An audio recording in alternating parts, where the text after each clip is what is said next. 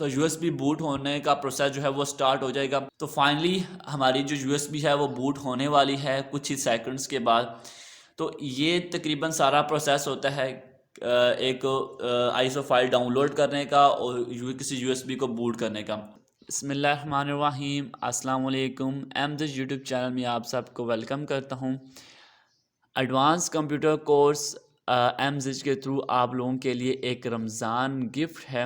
इस कोर्स में आप बहुत कुछ सीखने वाले हैं। अगर आपको कंप्यूटर चलाना बिल्कुल नहीं आता तो इस कोर्स के बाद आप कंप्यूटर चलाना भी सीख जाएंगे और कंप्यूटर की बेसिक सेटिंग करना भी आप सीख जाएंगे। इस कोर्स में आपको बेसिक्स फंडामेंटल कंप्यूटर के बताए जाएंगे जिसमें फ़ोल्डर क्रिएट करना, फ़ोल्डर डिलीट करना, file extension, change wallpaper, screen saver और बहुत सारी चीज़ें आपको बताई जाएंगी।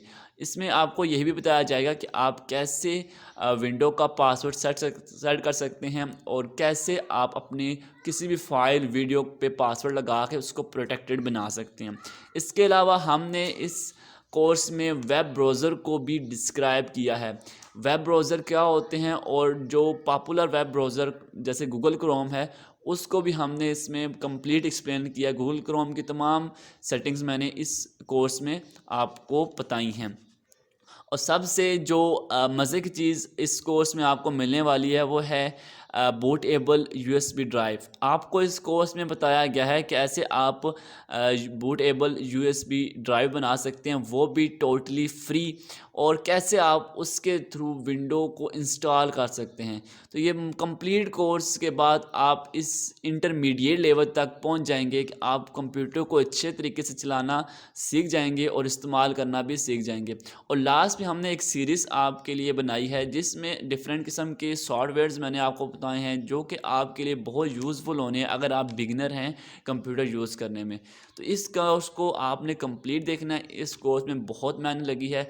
अगर आपको ये कोर्स अच्छा लगा तो आपने इस चैनल को लाजमी सब्सक्राइब करना है और वीडियो को लाजमी लाइक करके कमेंट में कोई अच्छा सा आपने कमेंट करना है जिसकी वजह से मुझे मोटिवेशन मिले। तो चलें अब कोर्स को हम स्टार्ट करते हैं।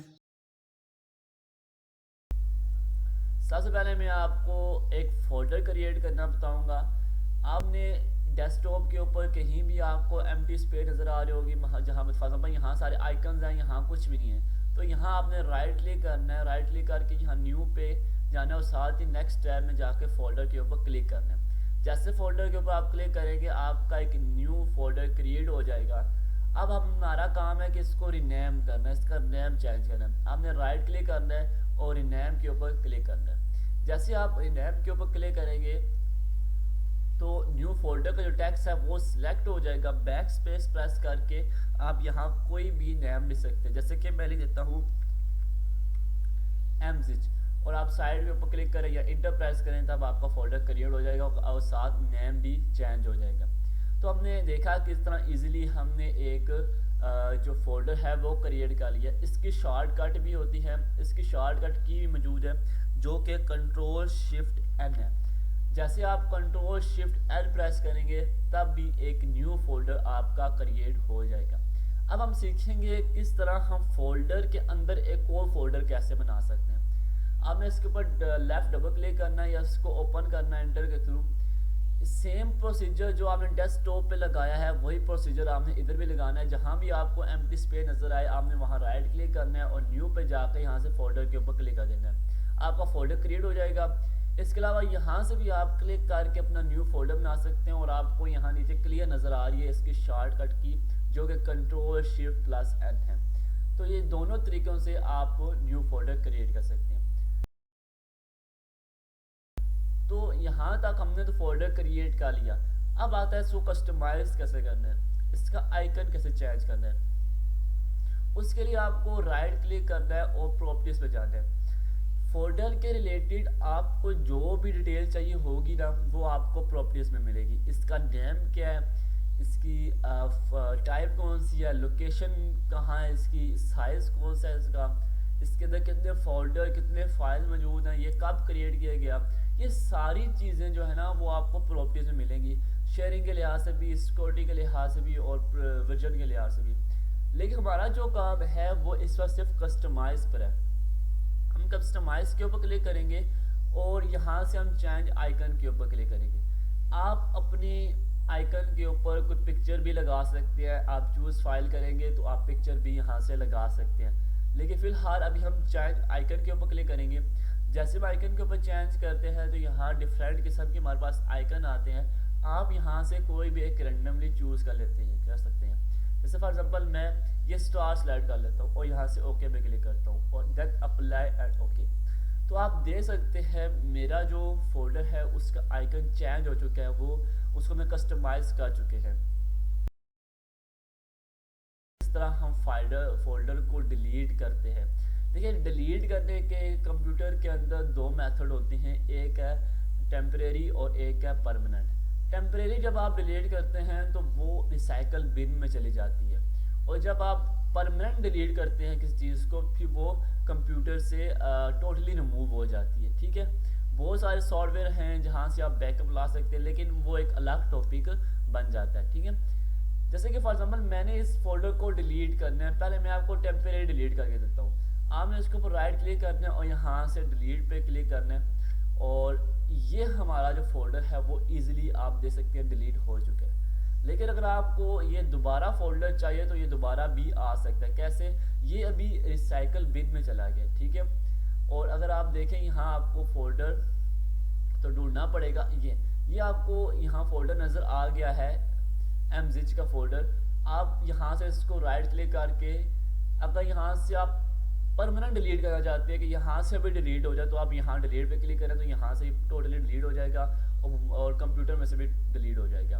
अगर आप चाहते हैं ये रिस्टोर हो जाए, वापस आ जाए, तो हम रिस्टोर पे क्लिक करेंगे और हमने रिस्टोर के ऊपर क्लिक किया तो आप देख सकते हैं हमारा जो फोल्डर है वो डेस्कटॉप के ऊपर वापस आ गया। ठीक है, लेकिन मैं चाहता हूँ कि ये रिसाइकल बिन में ना जाए, सीधा ही कंप्यूटर से रिमूव हो जाए। तो उसके लिए आपको एक शॉर्टकट की यूज़ करनी पड़ेगी। वो शॉर्टकट की कौन सी? आपने इसके ऊपर लेफ़्ट क्लिक करना है। लेफ़्ट क्लिक करने के बाद shift plus delete button press करना है। ठीक है, शिफ्ट प्लस डिलीट की आपने कीबोर्ड के थ्रू प्रेस करनी है। पहले आपने शिफ्ट को दबाए रखना है, फिर उसके बाद डिलीट के बटन को दबाना है। तो ये की दबाने के बाद आपके सामने एक पॉपअप ओपन होगा जहां ऊपर लिखा भी आ रहा होगा are you sure want to permanent delete this folder. तो आपने जैसे इसको यस करेंगे तो ये परमानेंट डिलीट हो जाएगा, तो कंप्यूटर से टोटली ये रिमूव हो जाएगा, ये रिसाइकल बिन में भी नहीं जाएगा। मैं इसको यस कर देता हूँ और अब मैं रिसाइकल बिन पे जाकर चेक करता हूँ तो आपको यहाँ दे सकते हैं, आपको यहाँ वो फोल्डर नहीं मिलने वाला। आज हम क्लास में सीखेंगे कि कंप्यूटर में हम किस तरह कॉपी और कट और पेस्ट किसी फाइल को कर सकते हैं। पहले मैं आपको समझाऊंगा कॉपी क्या होती है, कट क्या होती है और देन पेस्ट क्या होता है। पहले थोड़ा सा मैं ओवरव्यू दे देता हूँ। Copy mean duplicate. जैसे हम अगर शॉप पे जाते हैं तो हम कहते हैं फलान डॉक्यूमेंट की कॉपी निकाल दो, तो हमें वो इसकी डुप्लीकेट निकाल के देता है। जो ओरिजिनल फाइल होती है वो भी हमारे पास होती है और जो डुप्लीकेट निकल के आती है वो भी हमारे पास होती है। सेम इसी तरह जब आप किसी फाइल को, किसी पिक्चर को कॉपी करते हो एक फ़ोल्डर से दूसरे फ़ोल्डर में या एक जगह से किसी दूसरी जगह में, तो वो अपनी प्रीवियस जगह में भी रहती है, वहाँ से ख़त्म नहीं हो जाती। उसकी डुप्लीकेट जो होती है, उसकी जो कॉपी होती है वो फिर दूसरे फोल्डर में चली जाती है। जो कट है वो बिल्कुल इसके ऑपोजिट है। कट क्या करता है, वो भी एक फाइल को दूसरे फोल्डर में मूव करने के लिए काम आता है, लेकिन जहाँ से आप उसको मूव कर रहे होते हैं मेन जो उसकी प्रीवियस पोजीशन होती है वो वहाँ से ख़त्म हो जाता है। कट को आप एज अ मूव भी ले सकते हैं कि हम एक चीज़ को दूसरी तरफ मूव कर रहे हैं, वो अपनी प्रीवियस पोजीशन से ख़त्म हो जाएगा और अपनी न्यू पोजीशन में चला जाएगा। तो कट का ये चीज़ है। और पेस्ट क्या होता है, पेस्ट लाजमी आपको करना होता है जब भी आपको कॉपी या कट करना होता है, तो उसके लिए ट्रांसफ़र करने के लिए वहाँ आपको पेस्ट करना होता है। तो ये इन तीन चीज़ों का एक छोटा सा ओवरव्यू था। चलिए मैं आपको प्रैक्टिकल करके समझाता हूँ। फॉर एग्जांपल हमारे पास ये दो पिक्चर्स हैं, एक को मैंने 1 का नाम दिया और एक को मैंने 2 का नाम दिया। 1 वाली पिक्चर्स को हम कॉपी करेंगे और 2 वाली पिक्चर्स को हम कट करेंगे। अब जैसे मैं इसके ऊपर राइट क्लिक करता हूँ और यहाँ से मैं कॉपी पे क्लिक करके और इस फोल्डर में जाके मैं पेस्ट कर देता हूँ। जैसे मैं इसको पेस्ट करूँगा तो वो इमेज है वो यहाँ आ जाएगी। मैं इसका थोड़ा सा व्यू चेंज कर देता हूँ, आ जाएगा। तो देख सकते हैं कि हमारी वो वन इमेज जिनको हमने कॉपी किया था वो हमारी इस फोल्डर के अंदर आ गई है। और अब अगर आप देखें वो इमेज अपनी पुरानी पोजीशन में भी मौजूद है, जहाँ उसकी पहली जगह थी वहाँ भी मौजूद है, और न्यू फोल्डर जो हमने बनाया हुआ था उसमें हमने पेस्ट की थी वहाँ भी वो चली गई है। लेकिन कट में कुछ ना ऑपोजिट सीन होने वाला है। जैसे ही मैं इसको राइट क्लिक करूँगा और यहाँ से मैं इसको कट करूँगा, आप देख रहे हैं थोड़ी सी इसकी ओपेसिटी जो ना वो कम हो गई है। अब इस फोल्डर पे जाके मैं राइट क्लिक करके पेस्ट करूँगा तो मेरी इमेज यहाँ पेस्ट हो जाएगी, लेकिन वो अपनी पुरानी पोजीशन से ख़त्म हो जाएगी, वो मूव होके इस फोल्डर में चली जाएगी। ठीक है, अब मैं कुछ शॉर्ट कीज बता देता हूँ कॉपी करने की जो शॉर्टकट की है वो Ctrl+C है। ठीक है, आप इस जो पिक्चर है इसको लेफ्ट क्लिक करके Ctrl+C प्रेस करेंगे तो उसके बाद वो जो फाइल है वो कॉपी हो जाएगी। इसी तरह अगर आपने कट करना है तो उसकी जो शॉर्टकट की है वो Ctrl+X है, और पेस्ट करने की जो शॉर्टकट की है वो है Ctrl+V।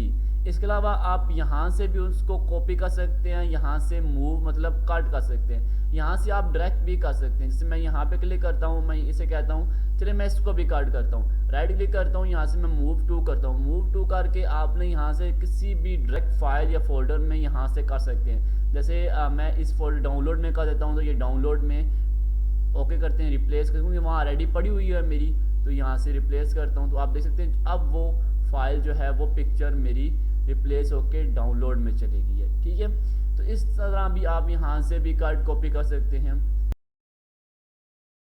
तो आज हम अपनी वीडियो में सीखेंगे कि सर्च बार क्या है, मेन्यू बार क्या है और टूल बार क्या है। ये तीनों चीज़ें आपको एक ही रो में मिलेंगी और इनका क्या क्या यूजेस है कंप्यूटर में, आज हम ये सीखेंगे। सबसे पहले मैं आपको बताता चलूँ मेन्यू बार के बारे में। जो विंडो स्टार्ट बटन होता है या जिसे विंडो बटन भी कहते हैं, उसको बेसिकली मेन्यू बार भी बोला जाता है। ये आपको जितनी भी जो प्रोग्राम आपके कंप्यूटर में इंस्टॉल होंगे उसकी एक पूरी लिस्ट प्रोवाइड करेगा, और जितने भी आपने प्रोग्राम्स कंप्यूटर में इंस्टॉल किए हैं, कुछ इसके बाय डिफ़ॉल्ट जो इंस्टॉल हुए होते हैं, उन तमाम की लिस्ट आपको यहाँ मिलेगी। जैसे कि क्लॉक है, ये सारी चीज़ें जो है ना ये ऑलरेडी बाय डिफ़ॉल्ट कंप्यूटर के अंदर होती हैं। और कुछ चीज़ें हम खुद भी इंस्टॉल करते हैं, जैसे कि एक्सेल, MS एक्सेल हो गया, कैनवा हो गया, ये चीज़ें कुछ हम खुद भी इंस्टॉल करते हैं। तो जितने भी प्रोग्राम आपके कंप्यूटर में होते हैं वो आपके start button main menu bar में आपको नज़र आ रहे होते हैं। और आगे ही उसके साथ जो बार है उसे हम कहते हैं सर्च बार। इस बार में आपने जो भी कोई सर्च करना हो, कोई प्रोग्राम सर्च करना हो, कोई फाइल सर्च करनी हो, कुछ भी आपको अगर सर्च करने हैं तो आपको यहाँ टाइप करना पड़ते हैं। जैसे कि मैं यहाँ सर्च कर देता हूँ जूम ऐप मेरे पीसी में इंस्टॉल है, तो आप देख सकते हैं यहाँ जूम का जो जितने भी जूम के रिलेटेड जो भी ऑप्शन है वो आपको यहाँ नज़र आ जाएंगे। कुछ सेटिंग में भी इसके मिलते जुलते कुछ हैं, क्योंकि जूम स्क्रीन भी होता है, बहुत सारी चीज़ें होती हैं, तो उसके रिलेटेड भी ऑप्शंस आ रहे हैं, बता रहे सारे सेटिंग में ऑप्शन है। कुछ अगर आपने वेबसाइट के ऊपर भी सर्च करना है तो आप यहाँ भी सर्च कर सकते हैं। इसके अलावा अगर कोई फोल्डर उस नाम का बना हुआ है तो वो भी यहाँ सर्च करके देगा। और इस तरह का कोई ऐप मौजूद है, कोई सॉफ्टवेयर मौजूद है, वो भी आप यहाँ से सर्च करके ओपन करके उसको एक्सेस कर सकते हैं। और साथ ही जो आपको बार नज़र आ रहा है हम कहते हैं टास्क बार। टास्क बार का मतलब ये है, मतलब जितने भी आपके प्रोग्राम जो कि कंप्यूटर के अंदर वर्किंग में हैं वो आपको नीचे शो करवाएगा। मतलब अगर आप मल्टीटास्किंग कर रहे हैं, कोई आप प्रोजेक्ट बना रहे हैं, तो आपने बहुत सारे प्रोग्राम्स ओपन किए हुए हैं, जैसे जितने भी मैंने प्रोग्राम ओपन किए हैं मैं इनके ऊपर काम कर रहा हूँ, तो ये सारे आपको टास्क बार में नज़र आएंगे। और जितने भी मैं आगे और प्रोग्राम ओपन करता जाऊँगा वो भी आपको टास्क बार में नज़र आएंगे। इसके अलावा विंडो 10 में आपको कुछ इस तरह की अपडेट्स वगैरह मिलती रहती हैं, वेदर को लेकर, क्रिप्टो को लेकर, या इस तरह की डिफरेंट किस्म की आपको न्यूज़ भी टास्क बार में मिलती हैं। और इसके अलावा लास्ट अगर आप देखें तो यहाँ माइक्रोफोन मेरा पीसी के साथ अटैच है, वो भी इसका आइकन शो करवा रहा है। वाईफाई कनेक्टेड है वो भी आपको शो हो जाएगा। जितनी भी चीज़ें अगर आपको यहाँ मैं बताऊँ, यहाँ आपके मैसेज शो होंगे, यहाँ डे टाइम शो हो रहा है, यहाँ लैंग्वेज सारा कुछ आपको ये टास्क बार पे ही शो होता है। मीन जितने भी आपके काम चल रहा होता है एक वो टास्क बार के ऊपर शो हो रहा होता है, और जितने भी नोटिफिकेशन होते हैं या जितने भी चीज़ें, जैसे कि मोबाइल में अगर आप ऊपर से नीचे करते हैं तो वो आपको डेटा वगैरह वहाँ शो करेगा, वाईफाई का ऑप्शन शो करता है, वहाँ से साइलेंट लगाना, वो तकरीबन सारा सेम। इसी तरह पीसी में भी अगर आपको यहाँ से साउंड को कम या बढ़ाना है, वाईफाई कनेक्शन अगर आपने लगाया उसको उसका शो होगा आपको यहाँ, और बाकी चीज़ें तकरीबन आपको यहाँ टास्क बार में शो होंगी। होप आप समझ गए होंगे कि मेन्यू बार में क्या डिफरेंट है और सर्च बार में और टास्क बार में। एक बार मैं दोनों तीनों क्लियर कर देता हूँ। मेन्यू बार बेसिकली वो बार होती है जिसमें आपको तमाम प्रोग्राम नज़र आ रहे होती हैं। सर्च बार वो बार होती है जिसमें आप कोई भी अपना प्रोग्राम जो आपका इंस्टॉल है या कोई पिक्चर जो आपके कंप्यूटर में पड़ी हुई है आप उसको इंस्टॉल कर सकते हैं। और टास्क बार में एक साइड पे नोटिफिकेशन होते हैं और एक साइड पे आपके जितने भी काम वर्किंग में होते हैं या ओपन हुए होते हैं वो नीचे शो हो रहे होते हैं। फाइल एक्सटेंशन, इस तरह के नाम आपने सुने होंगे, जेपैग, पीएनजी, पीडीएफ, जिप-रार, इस तरह के आपने नाम सुने होंगे, लेकिन आपको इनका लॉजिक नहीं पता होगा, इनका मकसद क्या है और ये किस लिए यूज़ होती हैं आपको इनको पता नहीं होगा। आज मैं आपको यही बताने वाला हूँ। फाइल एक्सटेंशन बेसिकली आप एक तरह का आइडेंटिटी ले लें। जिस तरह हम पाकिस्तान में मौजूद है, हम अगर किसी भी यूरोपियन कंट्री में जाते हैं, जहाँ जाते हैं वहाँ हम अपने पाकिस्तान की जगह पूरा नाम नहीं लिखते, वहाँ PAK लिखते हैं, ठीक है। ये एक किस्म की पाकिस्तान की एक्सटेंशन है।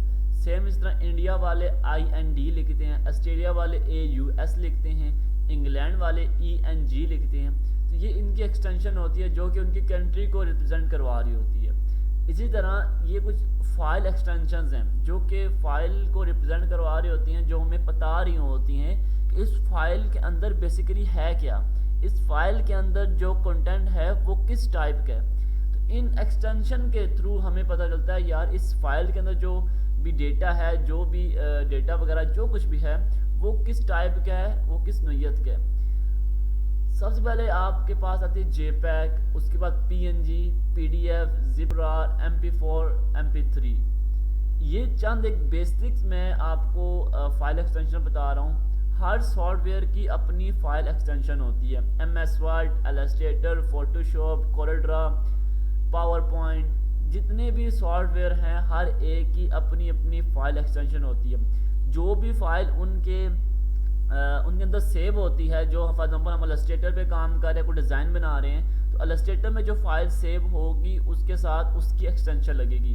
फाइल एक्सटेंशन ही हमें बताएगी कि किस डॉक्यूमेंट की फाइल एक्सटेंशन ही हमें बताएगी किस सॉफ्टवेयर की फ़ाइल है। जैसे कि जो फाइल सेव होती है इलस्ट्रेटर में उसके साथ AI की एक एक्सटेंशन लगती है। जो फाइल MS वर्ड में सेव होती है उसके साथ DOC या DOCX की एक्सटेंशन लगती है।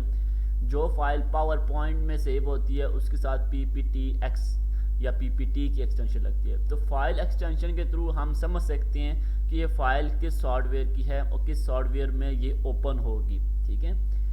चंद बेसिक्स जो डेली बेस पे आप देखते आए हैं मैं वो आपको मेंशन कर रहा हूँ ताकि आपको एक ओवरव्यू पता लगे फाइल एक्सटेंशन का। और बाकी आप दे सकते हैं इंटरनेट के ऊपर लिस्ट मौजूद हैं, बेशुमार फाइल एक्सटेंशन है जो मैं एक वीडियो में कवर नहीं कर सकता। सबसे पहले हम पढ़ेंगे जेपैग के बारे में। जेपैग वो फाइल एक्सटेंशन होती है या उस इमेज की फाइल एक्सटेंशन होती है जिसके साथ बैकग्राउंड होता है। जैसे एक नॉर्मल कैमरे के साथ जब आप कोई पिक्चर क्लिक करते हैं वो बेसिकली जेपैग या JPG, ठीक है, दोनों फॉर्मेट एक ही हैं, वो फाइल बनती है, ठीक है। दोनों की जो एक्सटेंशन है वो एक ही है। और ऐसी पिक्चर जिसके साथ बैकग्राउंड आ रहा हो या कि नॉर्मल कैमरे से क्लिक की हुई इमेज को हम जेपैग इमेज कहते हैं, या उसके साथ जो एक्सटेंशन लगती है उसको वो एक्सटेंशन जेपैग होती है। वो इमेज जिसका बैकग्राउंड नहीं है, नो बैकग्राउंड इमेज को की जो एक्सटेंशन होती है वो PNG होती है। अब देखें इसका फ़ायदा क्या होगा। अगर आप गूगल पे जा रहे हैं और आपको किसी कार की इमेज चाहिए और उसका आपका बैकग्राउंड नहीं चाहिए कि उस इमेज का बैकग्राउंड ना हो, तो आप एक्सटेंशन के थ्रू उसको सर्च करेंगे। किस तरह? आप लिखेंगे कार PNG इमेज, तो क्या होगा, वो आपको सारी इमेज जो देगा उसके साथ बैकग्राउंड नहीं होगा। अगर आपको इन एक्सटेंशन का नहीं पता, आप गूगल पे जाकर सीधा सर्च करते हैं कार, तो बीच में वो आपको नो बैकग्राउंड वाली भी देगा, बैकग्राउंड वाली भी देगा, तो वो चीज़ अच्छी नहीं है, वो सर्चिंग अच्छी नहीं है। तो आपको एक्सटेंशन पता होगी तो आप फिक्स एक्सटेंशन के थ्रू वो फाइल फाइंड कर सकते हैं। नेक्स्ट हमारे पास आती है जिप रार, सॉरी ये स्पेलिंग थोड़ी मिस्टेक हो गई है, जिप ZIP जिप RAR रार, ये दोनों अलग है, ठीक है, पी थोड़ा वो आगे भाग गया है। जिप रार और PDF, जिप भी एक एक्सटेंशन है, रार भी एक एक्सटेंशन है। ये बेसिकली कंप्रेक्स फाइल की एक्सटेंशन है। कंप्रेक्स फाइल क्या होती है, जैसे कि कमरा है ना, आपकी बुक्स बिखरी पड़ी हुई हैं, ठीक है, आप उन सारी बुक्स को समेट कर एक बैग में डालते हो और ऊपर से जिप से उसको बंद कर देते हो, तो आपकी तमाम बुक्स जो है ना वो एक बैग के अंदर आ जाती हैं, वो कंप्रेक्स हो जाती हैं, ठीक है। सेम इस तरह जब कोई सॉफ्टवेयर हम इंस्टॉल करते हैं या बहुत सारी इमेजेस होती हैं जो कि बिखरी पड़ी होती हैं, बहुत सारी फाइल्स का डेटा बिखरा पड़ा होता है, उन सारों को कंप्रेस करके एक फाइल बना दी जाती है, ठीक है, उसको हम जिप भी कहते हैं, उसको रार भी कहते हैं। जिप अब जब ओपन करेंगे ना तो आपको उसको अनकम्प्रेस करना पड़ता है, राइट क्लिक करके उसको अनकम्प्रेस करना पड़ता है या एक्सट्रैक्ट करना पड़ता है, तब जाके वो सारी फाइल्स आपको एक्सेस होती हैं। नहीं तो इस तरह की एक आपको आइकन नजर आएगा जिसकी इस तरह जिप लगी होगी, तो आप समझ जाइएगा कि ये एक जिप फाइल है। रार फाइल की जो आइकन होता है वो इस तरह होता है, ठीक है, ये भी कंप्रेस फाइल है, लेकिन इसको ओपन करने के लिए आपको स्पेशल एक सॉफ्टवेयर की ज़रूरत होती है, वो सॉफ्टवेयर है WinRAR, ठीक है। WinRAR आपको डाउनलोड करना पड़ता है गूगल से। आप जब वो डाउनलोड कर लेते हैं तब इस तरह की जो फाइल्स होती हैं WinRAR जैसी फाइल जो होती हैं कंप्रेस फाइल, इनको आप इजीली एक्सट्रैक्ट करते हैं तो वो सारी फाइल्स आपको मिल जाती हैं। PDF अगर हमने कोई फाइल सिर्फ पढ़ने के लिए रखनी है कि उसको कोई रीड ना कर सके, तो हम उसको PDF बना देते हैं, ये ब्राउज़र में भी ओपन हो जाती है, इसका अपना भी एक सॉफ्टवेयर होता है, वहाँ भी ये ओपन हो जाती है। PDF जो होता है ना उसमें एडिटिंग आप नहीं कर सकते, हाँ उसमें आप उसको पढ़ सकते हैं और आप यूजली उसको प्रिंट भी ले सकते हैं। फॉर एग्जाम्पल को हम लोग डॉक्यूमेंट बनाते हैं तो हम उसको यूजली PDF बना देते हैं ताकि हम प्रिंटर से उसका प्रिंट इजीली ले सकें और अच्छी क्वालिटी में ले सकें।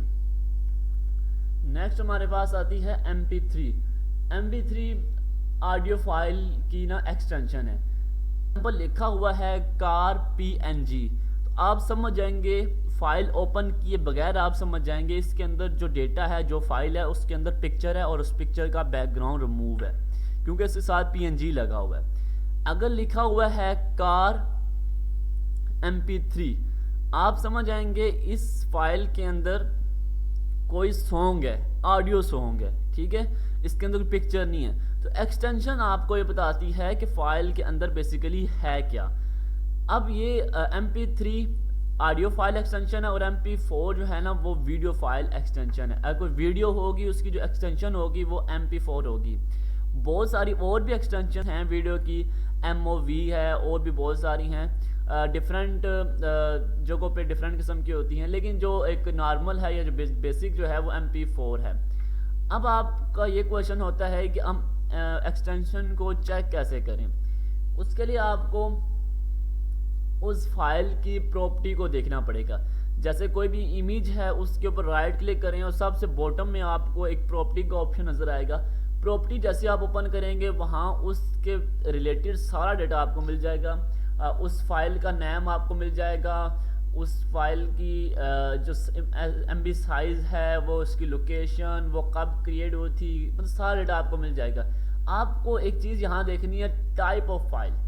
टाइप ऑफ फाइल में आपको उसकी एक्सटेंशन नज़र आएगी। अब देखें ये एक रार फाइल है, ठीक है, ऊपर लिखा हुआ है WinRAR जिप आर्चिवर फाइल।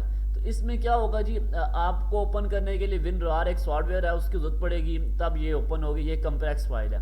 अब देखें ये एक पिक्चर है। अब यहाँ से आप इजीली समझ सकते हैं ये एक इसके अंदर एक पिक्चर होगी जो कि विदाउट बैकग्राउंड होगी। अब आपको कैसे पता लगा इसके अंदर जो पिक्चर है विदाउट बैकग्राउंड है? इसकी एक्सटेंशन से हमें पता लगता है क्योंकि इसकी एक्सटेंशन है PNG।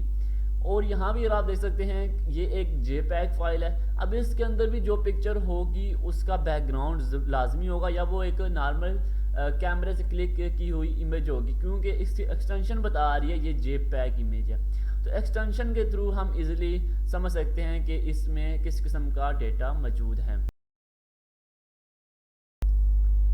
वॉलपेपर या जिसे हम बैकग्राउंड भी कह सकते हैं, आपकी स्क्रीन के ऊपर नज़र आने वाली इमेज होती है। जैसे कि आपको यहाँ बाय डिफ़ॉल्ट जो वॉलपेपर है विंडो 10 का वो आपको नज़र आ रहा है। इसको हम चेंज भी कर सकते हैं। इसके जगह हम कोई कस्टमाइज वॉलपेपर लगा सकते हैं, अपनी पिक्चर भी इवन लगा सकते हैं। कैसे चेंज करना है इसको, जैसे राइट पे क्लिक करेंगे, पर्सनलाइज पे जाएं, यहाँ आपको बहुत सारे वॉलपेपर मिल जाएंगे। फर्स्ट वाला और थर्ड वाला जो वॉलपेपर है ये बाय डिफ़ॉल्ट विंडो 10 आपको प्रोवाइड करती है। बाकी आपको जितने भी ये नज़र आ रहे हैं बैकग्राउंड, ये इमेजेस हैं।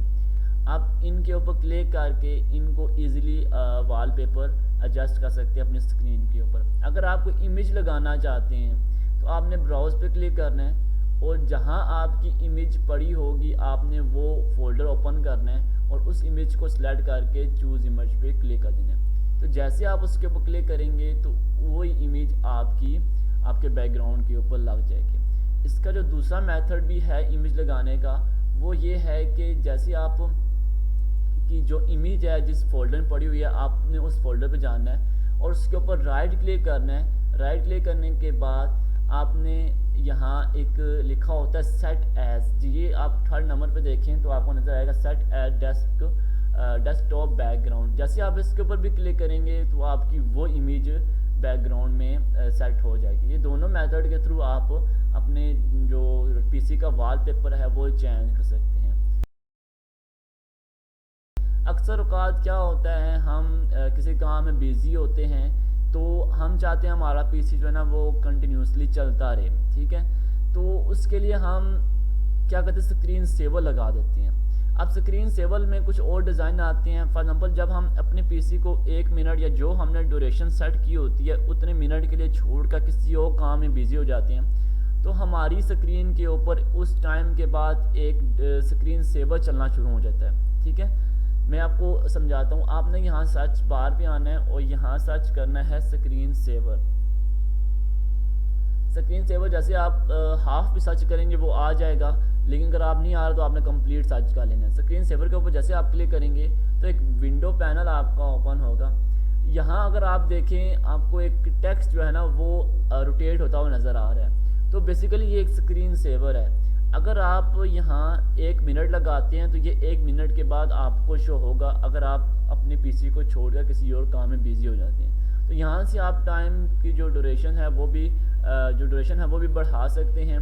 इसके अलावा यहाँ डिफरेंट किस्म के स्टाइल मौजूद हैं। ब्लैंक, अगर आप चाहते हैं आपकी स्क्रीन टोटली ब्लैंक हो जाए 2 मिनट के बाद या 1 मिनट के बाद तो ब्लैंक हो जाएगी। अगर आप चाहते हैं इसके वो बबल्स शो हों तो बबल्स भी शो होने शुरू हो जाएंगे। यहाँ डिफरेंट किस्म के स्टाइल हैं, आप इनको अपनी तरफ से दे सकते हैं। फ़ोटोज़ भी लगा सकते हैं, रिबन्स भी आप देख लें, रिबन भी एक इसमें स्क्रीन सेवर है। अब जैसे ही आप अपने पीसी को छोड़ देंगे, माउस को रख कर कीबोर्ड को रख कर किधर बाएं चले जाएंगे, किसी और काम में बिजी हो जाएंगे, तो एग्जैक्ट 1 मिनट के बाद आपके स्क्रीन के ऊपर इस तरह के लाइंस और इस तरह का टेक्स्ट चलना शुरू हो जाएगा। अगर आपने टेक्स्ट सेलेक्ट किया हुआ तो टेक्स्ट सेलेक्ट होगा, नहीं तो रिबन्स और बबल जो आपने सेलेक्ट किया वो चलना शुरू हो जाएगा। और जैसे ही आप अपने माउस को हल्का सा मूव करेंगे तो इस तरह आपकी स्क्रीन ऑन हो जाएगी। तो यहाँ कुछ सेटिंग में मैं आपको सिर्फ बेसिक सेटिंग बता देता हूँ। यहाँ से आप टाइम वगैरह सेट कर सकते हैं कि आप कितने टाइम के बाद ये शो करवाना चाहते हैं, 1 मिनट के बाद, 2 मिनट के बाद, तो यहाँ से आप एडजस्ट कर सकते हैं। सेटिंग में अगर हम आते हैं, यहाँ एक देखें आपको एक नाम नज़र आ रहा है साद अली, तो आप इसके ऊपर क्लिक करके बैक स्पेस दबाकर आप यहाँ कुछ और भी लिख सकते हैं, जैसे कि MZH लिख देता हूँ, ठीक है। तो आप यहाँ कुछ भी लिख सकते हैं। यहाँ से उसका फाउंड वगैरह जो है वो सिलेक्ट कर सकते हैं कि आपको फाउंड कैसे नज़र आना चाहिए। यहाँ से कुछ रोटेशन टाइप्स हैं, अगर आप यहाँ देखें तो ये यहाँ रोटेट हो रहा था हमारा टेक्स्ट, ठीक है। तो यहाँ से आप स्पिन भी करवा सकते हैं, सीसा ऊपर नीचे भी करवा सकते हैं। जैसे देखिए मैं सीसा के ऊपर क्लिक करता हूँ और यहाँ से मैं ओके पे क्लिक करता हूँ, तो अब जो मेरा जो टेक्स्ट मूव कर रहा है वो देखें अप और डाउन कर रहा है, ठीक है। तो यहाँ से आप डिफरेंट किस्म की रोटेशन टाइप्स एक एक करके खुद चेक कर सकते हैं। इसके बाद अगर आप रिफ्लेक्शन देखना चाह रहे हैं तो रिफ्लेक्शन पे क्लिक करें। अगर आप कोई सॉलिड कलर या कुछ के अंदर कोई टेक्सचर डालना चाहते हैं तो इन दोनों को सिलेक्ट करके इनको अप्लाई कर दें, ठीक है।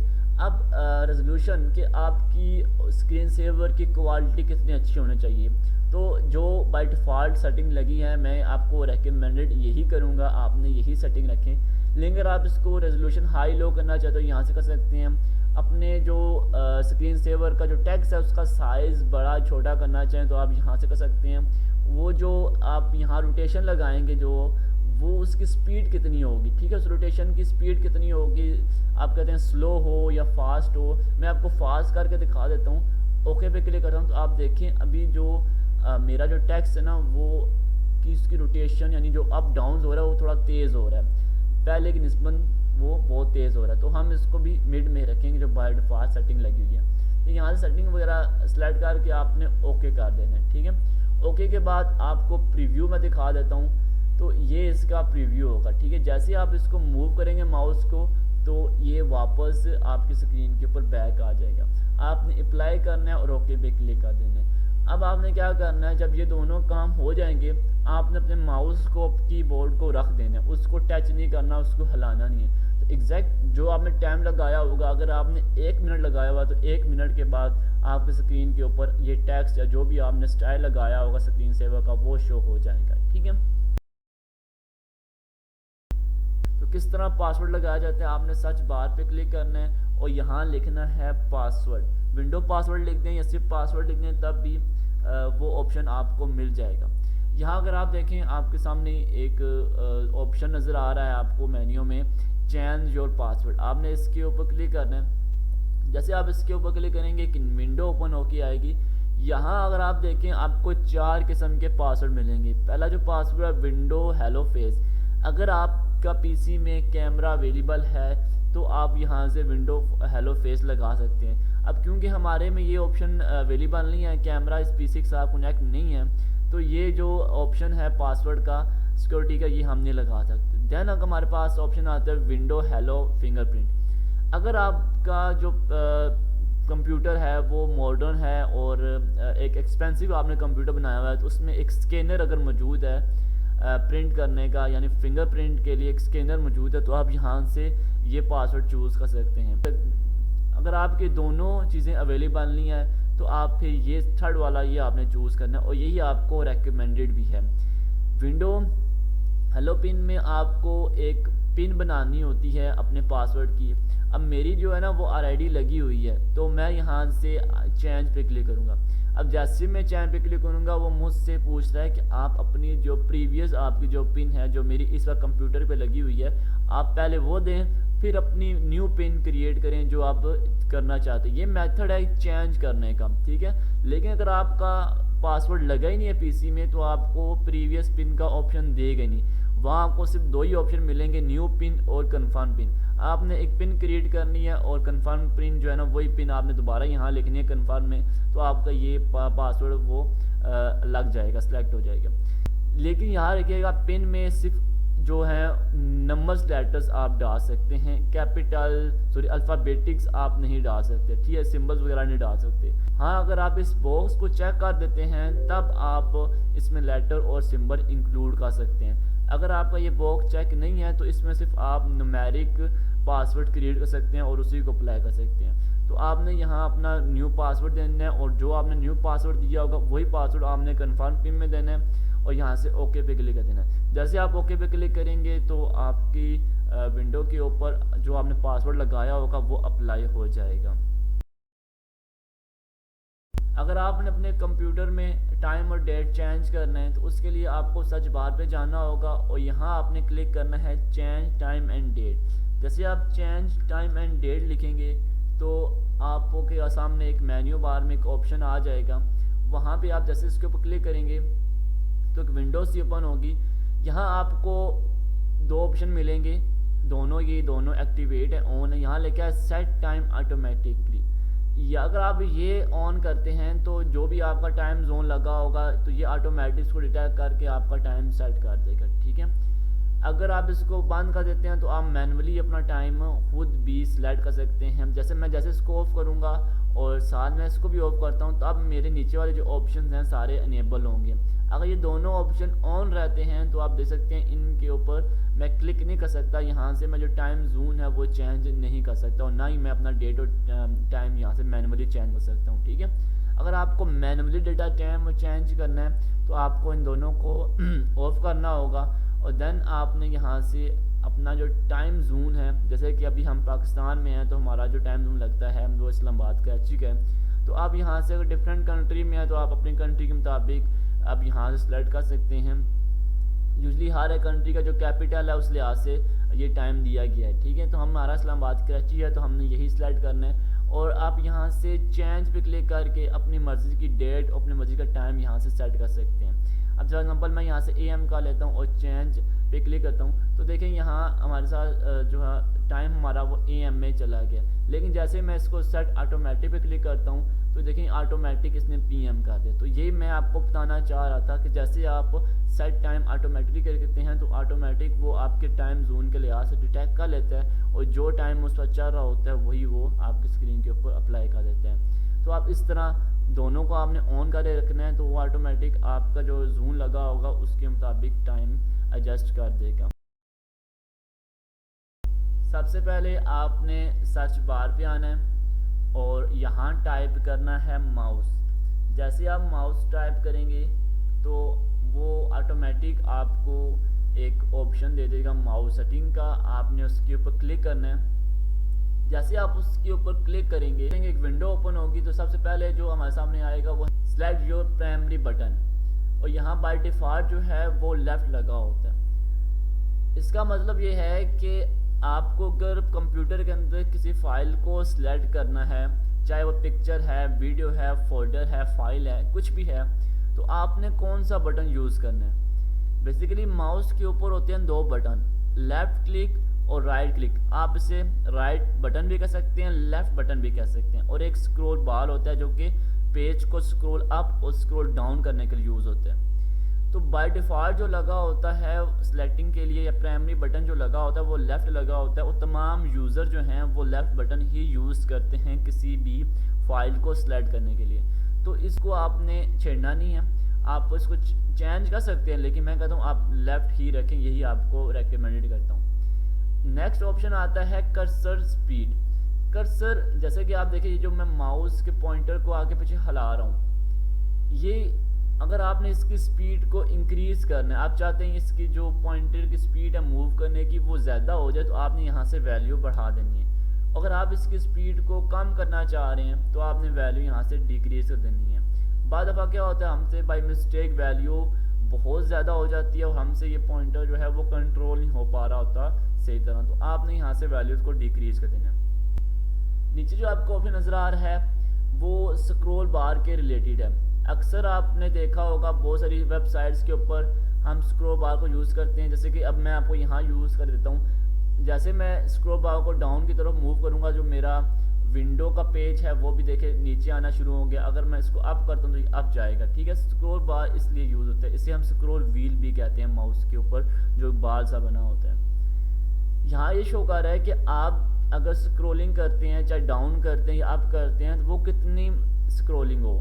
यहाँ मैंने जैसे बताया हुआ है कि मिनिमम तुमने 3 लाइन स्क्रॉल करके मुझे देनी है। अब जैसे कि मेरा पेज यहाँ है विंडो का, तो जैसे मैं इसको नीचे करूँगा तो ये 3 लाइंस मुझे नीचे स्क्रॉल करके देगा, ठीक है। और अगर आप चाहते हैं यहाँ से लाइंस इंक्रीज़ करूँ, 10 लाइन, 12, 13, जो भी आप लगाना चाहें तो आप यहाँ से लगा सकते हैं। अगर नीचे आते हैं तो आपको कुछ और सेटिंग्स मिलेंगी, जैसे लिखा हुआ adjust mouse and cursor size, इसके ऊपर हम क्लिक करते हैं। सबसे पहले आपको नज़र आएगा ऑप्शन, वो है चेंज पॉइंटर साइज़। आप इसको इंक्रीज़ करके अपने पॉइंटर का जो साइज़ है वो बढ़ा सकते हैं। आप देख सकते हैं मेरे पॉइंटर का साइज़ बहुत बढ़ गया, तो मैं यहाँ से इसको डिक्रीज़ कर देता हूँ, मुझे बहुत अजीब लग रहा है। नीचे आते हैं तो आप यहाँ से अपने पॉइंटर को कोई कलर चूज़ कर सकते हैं। अगर आप ब्लैक लगाना चाह रहे हैं तो यहाँ से ब्लैक लगा लें। अगर आप हाफ वाइट और हाफ ब्लैक लगाना चाह रहे हैं तो आप ये भी लगा सकते हैं। अगर आपको कस्टम कलर लगाना चाह रहे हैं तो आप यहाँ पे क्लिक करें और यहाँ से येलो, ग्रीन या जो भी आपको पसंद है आप उसको चूज़ करें, तो आपके कर्सर का कलर वही हो जाएगा। तो मैं इसको बाय डिफ़ॉल्ट अगेन वाइट ही कर देता हूँ। ये कुछ बेसिक सेटिंग्स थी, और नीचे जो आपको ऑप्शन नज़र आ रहा है इसको आपने ऑन ही रखना है। ये कुछ फीडबैक के बारे में, इसको आपने ऑन ही रखना है। कंप्यूटर में वाईफाई का ऑप्शन नहीं होता, हम डिफरेंट तरीके अप्लाई करके उसमें वाईफाई का ऑप्शन आते हैं। हालांकि लैपटॉप में वाईफाई का ऑप्शन बाय डिफ़ॉल्ट होता है, आप इजीली कोई भी उससे वाईफाई कनेक्ट कर सकते हैं। पहला मेथड मैं आपको बताता हूँ। आपने अगर घर में पीटीसीएल लगवाया हुआ है या कोई और इंटरनेट लगवाया हुआ है, तो मोडेम के साथ एक वायर आती है। उस वायर को आप सीपीयू के बैग में बहुत सारी पोर्ट्स बनी होती है और इंटरनेट की एक पोर्ट होती है, आप वहाँ कनेक्ट करते हैं। जैसे आप वहाँ वायर वो लगाते हैं तो आपके कंप्यूटर में इंटरनेट का ऑप्शन अवेलेबल हो जाता है और वो वर्किंग करना शुरू हो जाता है। दूसरा मेथड ये है कि आपको वाईफाई अडाप्टर प्लग इंस्टॉल करना पड़ता है अपने कंप्यूटर के अंदर, जिससे आपके कंप्यूटर के अंदर वाईफाई ऐप का ऑप्शन अवेलेबल हो जाता है, तो आप कोई भी वाईफाई इजीली वहाँ कनेक्ट कर सकते हैं। तीसरा जो मेथड मैं आपको बताने वाला हूँ वो ये है, किसी भी मोबाइल शॉप या कहीं भी आपको इस इलेक्ट्रॉनिक की जो शॉप होगी वहाँ से आपको एक वाईफाई कनेक्टेड डिवाइस मिल जाएगी जो अराउंड 400 या 500 रुपीज़ में होगी। आप इजीली उसको बाय करें और उसकी जो पोर्ट टाइप होती है वो यूएसबी पोर्ट्स होती है। आप इजीली उसको पीसी के साथ कनेक्ट करें और जैसे आप उसको कनेक्ट करते जाएंगे तो यहाँ भी आपको वाईफाई का ऑप्शन नज़र आ जाएगा।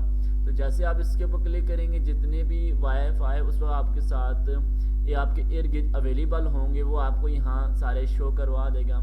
आप सिंपली इसके ऊपर क्लिक करें और अभी बेसिकली जो मेरा अभी कनेक्ट है वो उसका जो पासवर्ड है मैंने इस कंप्यूटर के साथ ऑलरेडी अटैच किया हुआ है, तो मुझे यहाँ पासवर्ड का ऑप्शन दे रहा। आपको यहाँ पासवर्ड का ऑप्शन देगा, आपने पासवर्ड इनपुट करना है और साथ ही कनेक्ट पे क्लिक कर देना है। जैसे आप कनेक्ट पे क्लिक करेंगे तो आपका जो वाईफाई होगा वो आपके कंप्यूटर के साथ कनेक्ट हो जाएगा और इंटरनेट जो है वो कंप्यूटर के ऊपर चलना स्टार्ट हो जाएगा।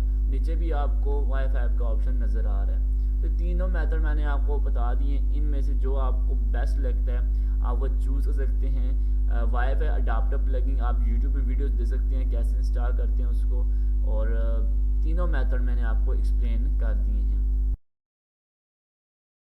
इस वीडियो में हम सीखेंगे किस तरह हम अपने वाईफाई का जो पासवर्ड है उसको चेक कर सकते हैं। सिंपली आपने का जो वाईफाई कनेक्ट होगा कंप्यूटर के साथ, जैसे आप इस आइकन के ऊपर क्लिक करेंगे यहाँ आपको प्रॉपर्टीज़ का ऑप्शन नज़र आएगा। प्रॉपर्टीज़ पे आपने सिंपली क्लिक करना है। जैसे आप प्रॉपर्टीज़ पे ऑप्शन करेंगे तो यहाँ आपने नीचे आ जाना है। जैसे आप स्क्रॉल डाउन करेंगे यहाँ आपको एक ऑप्शन नज़र आएगा, बल्कि यहाँ से आपने बैक से जाना है। आई थिंक वो यहाँ ऑप्शन अवेलेबल नहीं है, आपने यहाँ से बैक जाना है। जैसे आप बैक जाएंगे यहाँ आपको एक ऑप्शन नज़र आएगा, वो ऑप्शन होगा नेटवर्क एंड शेयरिंग सेंटर। जी ये ऑप्शन आई थिंक बाहर आ गया।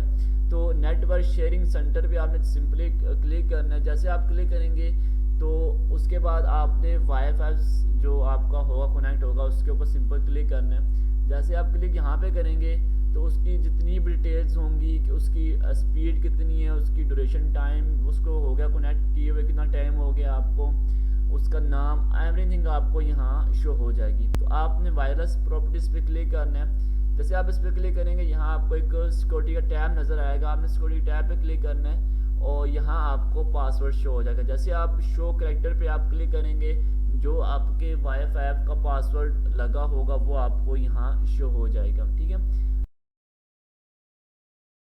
असल में होता ये है जैसे हम अपना जो इंटरनेट है वो कनेक्ट करते हैं अपने कंप्यूटर के साथ या लैपटॉप के साथ, तो बहुत सारी अपडेट्स, बहुत सारे प्लगइन बैक एंड में जो होते हैं वो अपडेट हो जाते हैं, वो ऑटोमेटिक डाउनलोड होना शुरू हो जाते हैं। हम चाहे इतना वर्क क्यों ना कर रहे हों कंप्यूटर के ऊपर, लेकिन वो बैक हैंड पे वो डाउनलोडिंग हो रही होती है, वो अपडेट हो रहा होता है, वो इंस्टॉल हो रहे होते हैं, जिस वजह से हमारे जो मोबाइल का डेटा है वो बहुत जल्दी वेस्ट हो जाता है, यूज़ हो जाता है। उससे बचने के लिए एक सलूशन मौजूद है। वो सलूशन क्या है, आपने सिंपली वाईफाई का आइकन पे या यहाँ एक मॉनिटर का आइकन आता है, आपने उसके ऊपर क्लिक करना है और प्रॉपर्टीज़ पे आपने जाना है। जैसे प्रॉपर्टीज़ पे आप जाते हैं तो यहाँ आपको एक ऑप्शन मिलेगा, मैंने ऑलरेडी इसको ऑन रखा हुआ है, मिड रेट ऑप्शन आपको मिलेगा, इसको आपने ऑन कर देना है। आपका मे भी हो सकता है ऑफ हो, आपने इसको ऑन कर देना है। जैसे आप इसको ऑन करेंगे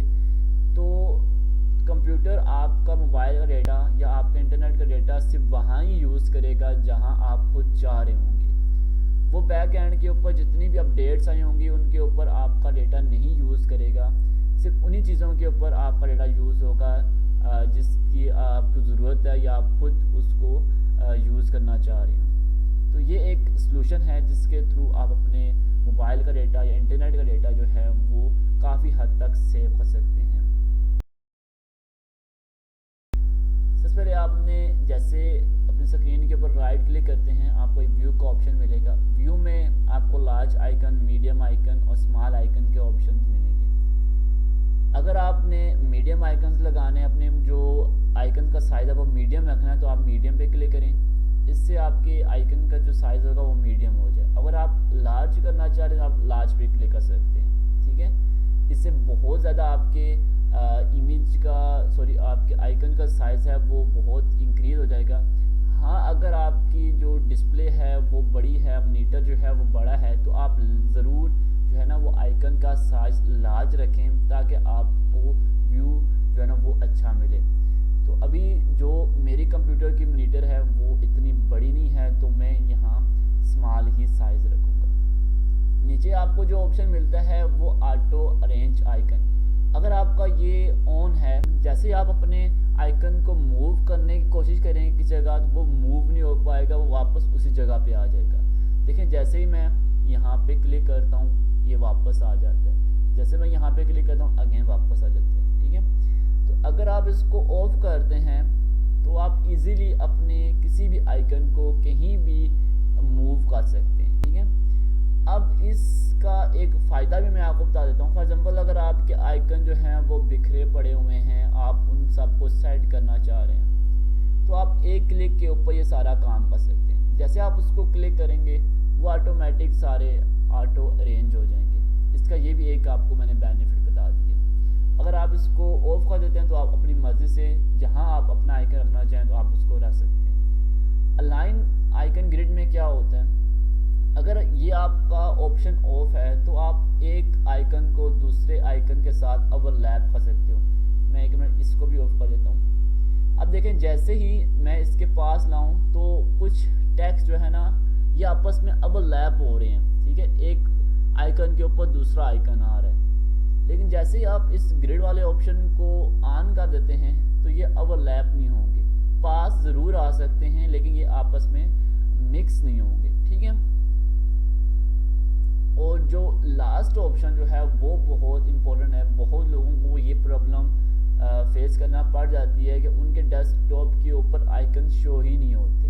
अब जैसे देखिए मैंने इसका मैं ऑफ करता हूँ तो डेस्कटॉप के ऊपर तमाम आइकन हाइड हो गए, डिलीट नहीं हुए, हाइड हो गए, छुप गए। अब इनको वापस कैसे लाना है, आपने सिंपली आपने राइट क्लिक करना है, व्यू पे जाना है, आपने शो डेस्कटॉप आइकन पे क्लिक करना है। जितने भी आपके आइकन थे वो दोबारा आपको डेस्कटॉप के ऊपर नज़र आ जाएंगे।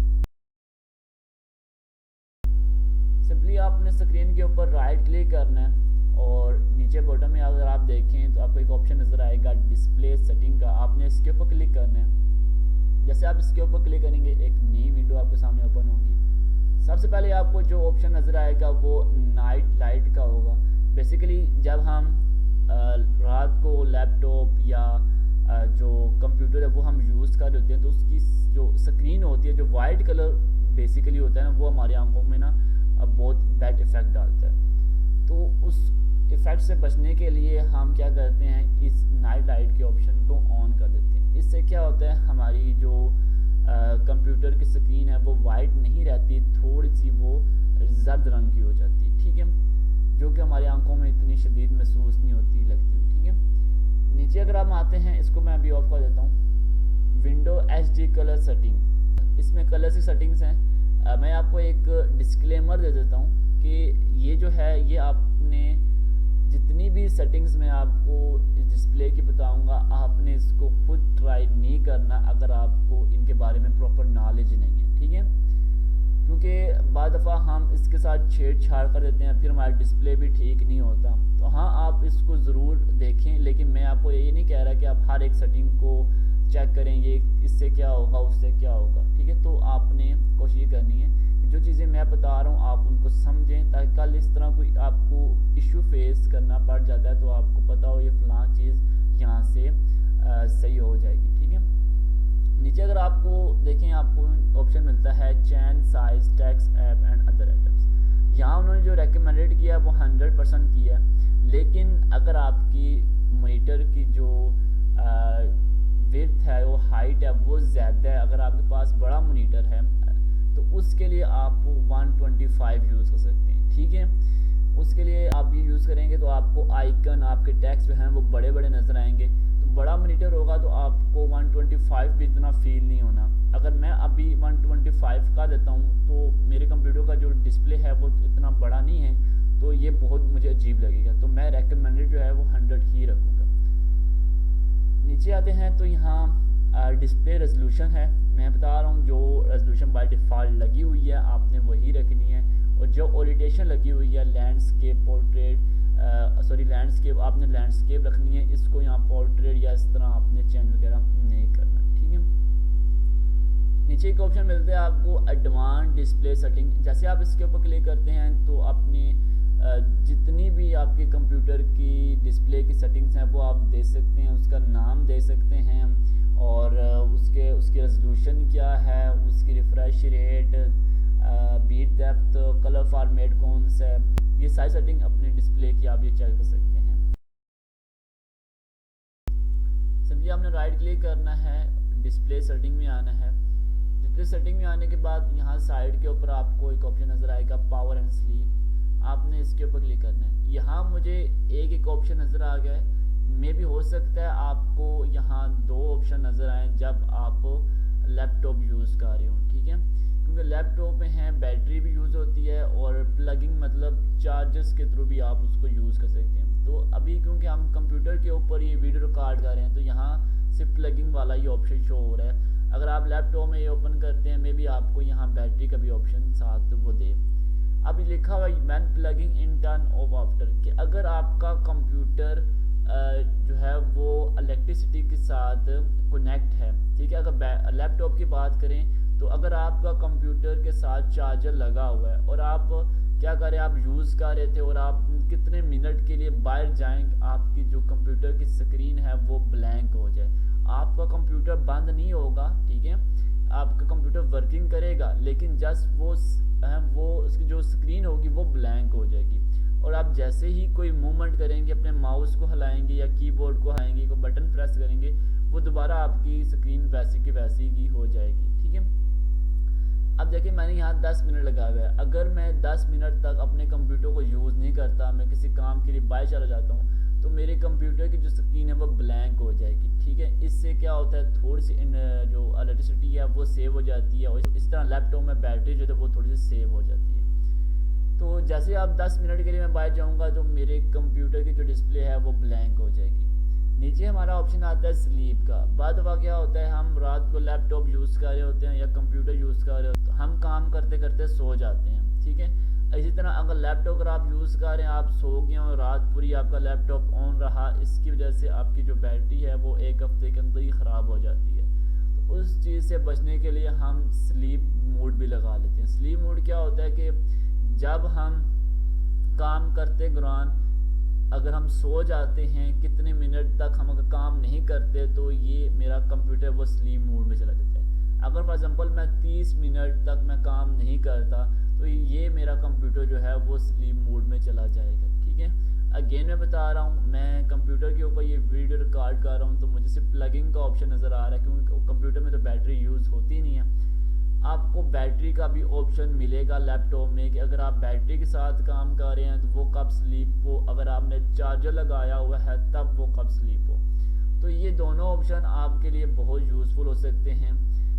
कहीं भी अगर आपने अपनी बैटरी को सेव करना है तो ये दोनों ऑप्शन स्पेशली जो लैपटॉप यूज़र हैं उनके लिए बहुत बेनिफिट उनको इन ऑप्शंस के साथ मिल सकता है।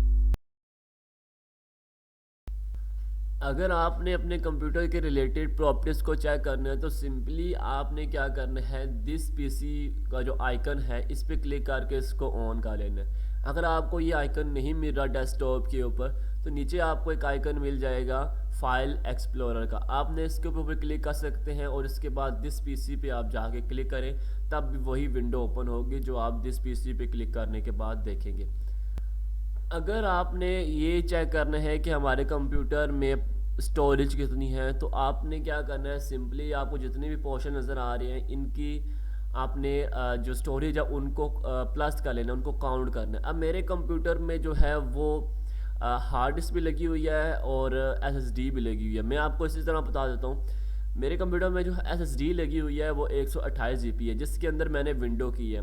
जिस पोर्शन के अंदर विंडो होगी उसके साथ विंडो का साइन भी आ रहा होगा, और बाकी जितनी भी आपको पोर्शन नज़र आ रहे हैं वो मेरे हार्ड डिस्क के पोर्शन है। और हार्ड डिस्क जो है मेरे कंप्यूटर में 250 जीबी की लगी हुई है, ठीक है। अब देखिए इसमें मैं जैसे बताया एसएसडी जो लगी हुई है वो 128 जीबी की लगी हुई है, लेकिन यहाँ आपको 118 शो करवा रहा है। कुछ जो स्पेस होती है वो कंप्यूटर भी ले लेता है। सेम इसी तरह जब हम इन सारों को काउंट करेंगे तो आप देखेंगे हार्ड डिस्क की भी जो स्पेस है ना वो 228 जीबी नहीं बनेगी, कुछ कम ही बनेगी, क्योंकि कुछ सिस्टम ले लेता है, कुछ स्पेस हमारी रिजर्व में चली जाती है। तो ये थोड़ी रीज़न होता है, ठीक है। तो 128 जीबी मेरी यहाँ इस विंडो जिसमें इंस्टॉल है वो वहाँ लगी हुई है। बाकी हम हार्ड डिस्क काउंट कर लेते हैं। देखें 91 इधर है, हम इसको फॉर एग्जांपल 90 ले लेते हैं, 70 इधर है, 70 इधर है। तो 70 को हम अगर ऐड करें तो 140 बनता है, और 140 में अगर 90 हम ऐड करें तो ये अराउंड 230 के अराउंड बन जाता है, ठीक है। और ये MB में इसको हम छोड़ देते हैं। तो देखिए टोटल यहाँ इन तीनों के अगर हम देखें तो 230 जीबी हमारी टोटल स्टोरेज बन रही है, और जबकि मेरी हार्ड डिस्क जो है वो 250 जीबी की लगी हुई है। तो मैंने आपको बताया ना कुछ जो सिस्टम भी यूज़ कर लेता है और कुछ जो है ना वो रिजर्व में भी चली जाती है। तो इस तरह आपने कंप्यूटर की जो स्टोरेज है वो चेक कर सकते हैं। इसके अलावा अगर आपने रैम चेक करनी हो, प्रोसेसर चेक करना हो, उसके लिए आपने यहाँ राइट क्लिक करना है और प्रॉपर्टीज़ पे क्लिक करना है। जैसे आप प्रॉपर्टीज़ पे क्लिक करेंगे एक विंडोज़ ही ओपन होगी। सबसे पहले आपको विंडो एडिशन बताया जाएगा, कौन सा आपने एडिशन किया हुआ है। यहाँ विंडो 10 मेरे इंस्टॉल है और देख सकते हैं आप। इसके अलावा सिस्टम की कुछ इन्फॉर्मेशन होगी, प्रोसेसर किस टाइप का है। मेरे कंप्यूटर में जो प्रोसेसर लगा हुआ है वह कोर i3 4 जनरेशन लगा हुआ है। तो और जो कंप्यूटर में रैम इंस्टॉल है वो है 8 GB। अब यहाँ आता है system type 64 bit operating system और x64 base processor. Operating system क्या होता है, जब हम विंडो कर रहे होते हैं तो हमारे पास दो किस्म के ऑप्शन आ रहे होते हैं। एक में लिखा होता है 86 और एक में लिखा होता है 64। बेसिकली वो 86 नहीं होता, वो 32 बिट ऑपरेटिंग सिस्टम होता है, ठीक है। तो दो किस्म के ऑपरेटिंग सिस्टम होते हैं, एक 32 बिट ऑपरेटिंग सिस्टम, एक 64 बिट ऑपरेटिंग सिस्टम। अब 32 जो ऑपरेटिंग सिस्टम है वो सिर्फ उन्हीं के लिए यूज़ होता है जो जिन कंप्यूटर की स्पेसिफिकेशन ज़्यादा अच्छी नहीं होती, रैम कम होती है, प्रोसेसर कम होता है। तो उसको हम जो है ना वो फिर 32 बिट है उसमें हम इंस्टॉल कर लेते हैं। लेकिन उसका एक डिसएडवांटेज ये है कि उसमें फिर प्रोग्राम इंस्टॉल नहीं होती हैं। अक्सर प्रोग्राम की जो रिक्वायरमेंट्स है वो 64 बिट ऑपरेटिंग सिस्टम, जैसे कि इलस्ट्रेटर हो गया, फोटोशॉप हो गया, प्रीमियर, ये सारे जो है ना इनके लिए आपको लाजमी 64 बिट ऑपरेटिंग सिस्टम इंस्टॉल करना होता है। नीचे हम आते हैं पेन एंड टच। ये शो करा रहा है कि डिस्प्ले है, इसके ऊपर आप टच या पेन वगैरह नहीं यूज़ कर सकते। अगर हम नीचे आते हैं तो उसकी डोमेन और कंप्यूटर नेम, ये कंप्यूटर का नेम आपको विंडो में से भी आपको चेंज करने को मिल जाता है। जब विंडो इंस्टॉल करते हैं तो आप बाद में भी इसको चेंज कर सकते हैं, ठीक है। यहाँ विंडो नेम वगैरह आपको मिल जाएगा जो आपके कंप्यूटर का होगा। लास्ट में हम आते हैं, यहाँ लिखा है विंडो एक्टिवेशन। विंडो एक्टिवेशन में आपकी ये शो करवा रहा होगा कि आपकी विंडो एक्टिव है या नहीं है। तो इसके अलावा अगर आपकी विंडो एक्टिव है तो नीचे आपको एक प्रोडक्ट आईडी दे रहा होगा जो मेरी विंडो की प्रोडक्ट की होगी, ठीक है। तो सिंपली आपने डेस्कटॉप में बॉटम में आना है, राइट बॉटम में, तो आपने को यहाँ इस तरह का एक ऑप्शन नज़र आ रहा होगा। मे बी आपको अगर कोई नोटिफिकेशन आया होगा तो यहाँ आपको SMS टाइप का एक आइकन नज़र आएगा। आपने सिंपली इस पर क्लिक करना है और यहाँ से आपने एक्सपेंड पे क्लिक करें। जैसे आप एक्सपेंड पे क्लिक करेंगे तो आपको तमाम जो है ना वो शॉर्टकट आपको यहाँ मिल जाएंगे। अगर आप लैपटॉप यूज़ कर रहे हैं उसमें कुछ मज़ीद भी हो सकते हैं, जैसे कि बैटरी का ऑप्शन हो सकता है, कुछ दो और ऑप्शन हो सकते हैं। क्योंकि मैं अभी कंप्यूटर पे वीडियो रिकॉर्ड कर रहा हूँ तो उसके रिलेटेड जितने भी शॉर्टकट होंगे वो आपको यहाँ मिलेंगे। तो हम स्टेप वाइज चलते हैं।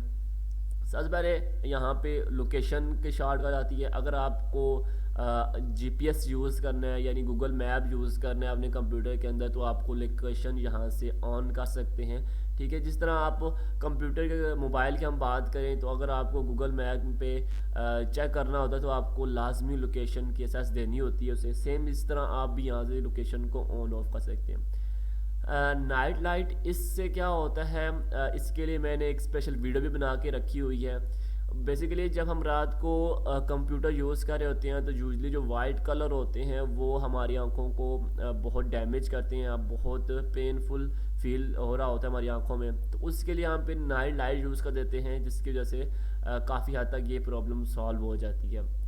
अब मोबाइल हॉटस्पॉट, अब देखें जैसे कि हम एक मोबाइल से दूसरे मोबाइल में अगर डेटा कनेक्ट करना चाहते हैं तो एक मोबाइल का हॉटस्पॉट ऑन करते हैं, दूसरे मोबाइल का हम वाईफाई ऑप्शन ऑन करते हैं, तो वो आपस में कनेक्टेड हो जाते हैं। सेम अगर आपने कंप्यूटर के साथ लेन वायर यूज़ की हुई है, यानी अगर आपने मोडेम से इंटरनेट कनेक्ट किया और वाईफाई कनेक्ट किया है कंप्यूटर के अंदर, आप चाह रहे हैं कि हम कंप्यूटर से अपने मोबाइल में डेटा यूज़ करें, तो आप यहाँ से कंप्यूटर का जो हॉटस्पॉट है वो ऑन कर लें और अपने मोबाइल का वाईफाई ऑप्शन ऑन करें, तो आप इसका जो डेटा है वो यूज़ कर सकते हैं। एयरप्लेन मोड, इससे क्या होता है कि आप का जो इंटरनेट का ऑप्शन होता है वो डिसेबल हो जाता है। सिंपली जिस तरह ये वर्क करता है मोबाइल में, सेम यहाँ भी उसी तरह ही ये वर्क करता है। आज सेटिंग पे हम क्लिक करेंगे, जितनी भी कंप्यूटर की सेटिंग्स होंगी, यानी आपका कंट्रोल पैनल आप ले लें, वो एक किस्म का ओपन हो जाएगा। तमाम आपको यहाँ जो है ना सेटिंग्स वगैरह मिल जाएंगी, टाइम्स को लेकर, सर्च को लेकर, अकाउंट्स को लेकर, नेटवर्क को लेकर, जितनी भी सेटिंग्स होंगी आपको यहाँ वो सारी मिल जाएंगी। ठीक है, नेक्स्ट नेटवर्क पे आता है। अब जैसे कि मैंने जो मोबाइल के साथ कनेक्ट किया हुआ है कंप्यूटर को, मोबाइल का मैं डेटा यूज़ कर रहा हूँ कंप्यूटर में, तो मोबाइल से कैसे डेटा कनेक्ट किया जाता है कंप्यूटर के साथ, इसके लिए भी मैंने एक वीडियो बना के रखी हुई है। आप प्लेलिस्ट में जाकर वो वीडियो भी चेक कर सकते हैं। अगर आपका यहाँ नेटवर्क कनेक्टेड होगा तो वो आपको इस तरह का साइन शो करवा देगा। नेक्स्ट कनेक्टेड पे हम जैसे क्लिक करते हैं तो आपको यहाँ देखें, यहाँ फिर आपको कोई डिवाइस नज़र नहीं आ रही, ऊपर लिखा हुआ है searching for wireless display and audio device. अगर कोई ऐसी डिवाइस मौजूद है जो वायरलेस है, जो ब्लूटूथ से मतलब कनेक्ट होती है, तो वो आपको यहाँ शो करवा देगी। जितनी भी आपके इर्द गिर्द जितनी भी डिवाइस होंगी वो आपको यहाँ मिल जाएंगी, आप उनको कनेक्ट कर सकते हैं अपने कंप्यूटर के साथ। प्रोजेक्ट का मतलब ये होता है अगर आप अपने कंप्यूटर के साथ प्रोजेक्टर लगाना चाह रहे हैं तो उसके लिए ये ऑप्शन हम यूज़ करते हैं। वीपीएन, आप यहाँ से अगर आप वीपीएन कनेक्ट करना चाह रहे हैं कंप्यूटर में तब भी आप वीपीएन वाला ऑप्शन यूज़ कर सकते हैं। वीपीएन को ऑन करने के लिए हमें थर्ड पार्टी प्लगइन्स यूज़ करने पड़ते हैं। देखेंगे इसके लिए हम वीडियोस लेके आ सकते हैं, हम कैसे वीपीएन को यूज़ कर सकते हैं कंप्यूटर के अंदर विदाउट एनी पेमेंट। अक्सर जब आपको थर्ड पार्टी जो एप्लीकेशन या जो प्लगइन्स हैं उनके लिए आपको कुछ ना कुछ पेमेंट करनी पड़ती है, तो उससे बचने के लिए हम देखेंगे कि वीडियो लेके आएंगे इंशाल्लाह, जिसमें आपको फ्री ऑफ कास्ट में आपको वीपीएन कनेक्ट करना बता दूंगा। सही है, नेक्स्ट हमारा ऑप्शन आता है फोकस असिस्ट का। इससे क्या होता है, जैसे आप इसको ऑन करते हैं तो कुछ जो नोटिफिकेशंस होते हैं, कुछ अलर्ट्स होते हैं जो आपको डिस्टर्ब कर रहे होते हैं काम के दौरान, वो आपको नहीं आएंगे या उनका जो साउंड है वो आपको नहीं मिलने वाला। ठीक है, लास्ट पे आता है स्क्रीन स्निप। इससे क्या होता है कि आप कोई भी जो है ना स्क्रीन शॉट आप ले सकते हैं अपने किसी भी स्क्रीन का। जैसे कि मुझे ये वाला पार्ट चाहिए तो मैं इसको सिलेक्ट कर लेता हूँ, तो ये एक किस्म का सेव हो जाएगा मेरे कंप्यूटर के अंदर। ठीक है, तो इस तरह आप कोई भी अपने पार्ट स्क्रीन का कोई भी पार्ट है उसका स्क्रीनशॉट वगैरह यूज़ कर सकते हैं। इस वीडियो में एक बटन के बारे में सीखेंगे, उस बटन का नाम है शो डेस्कटॉप बटन।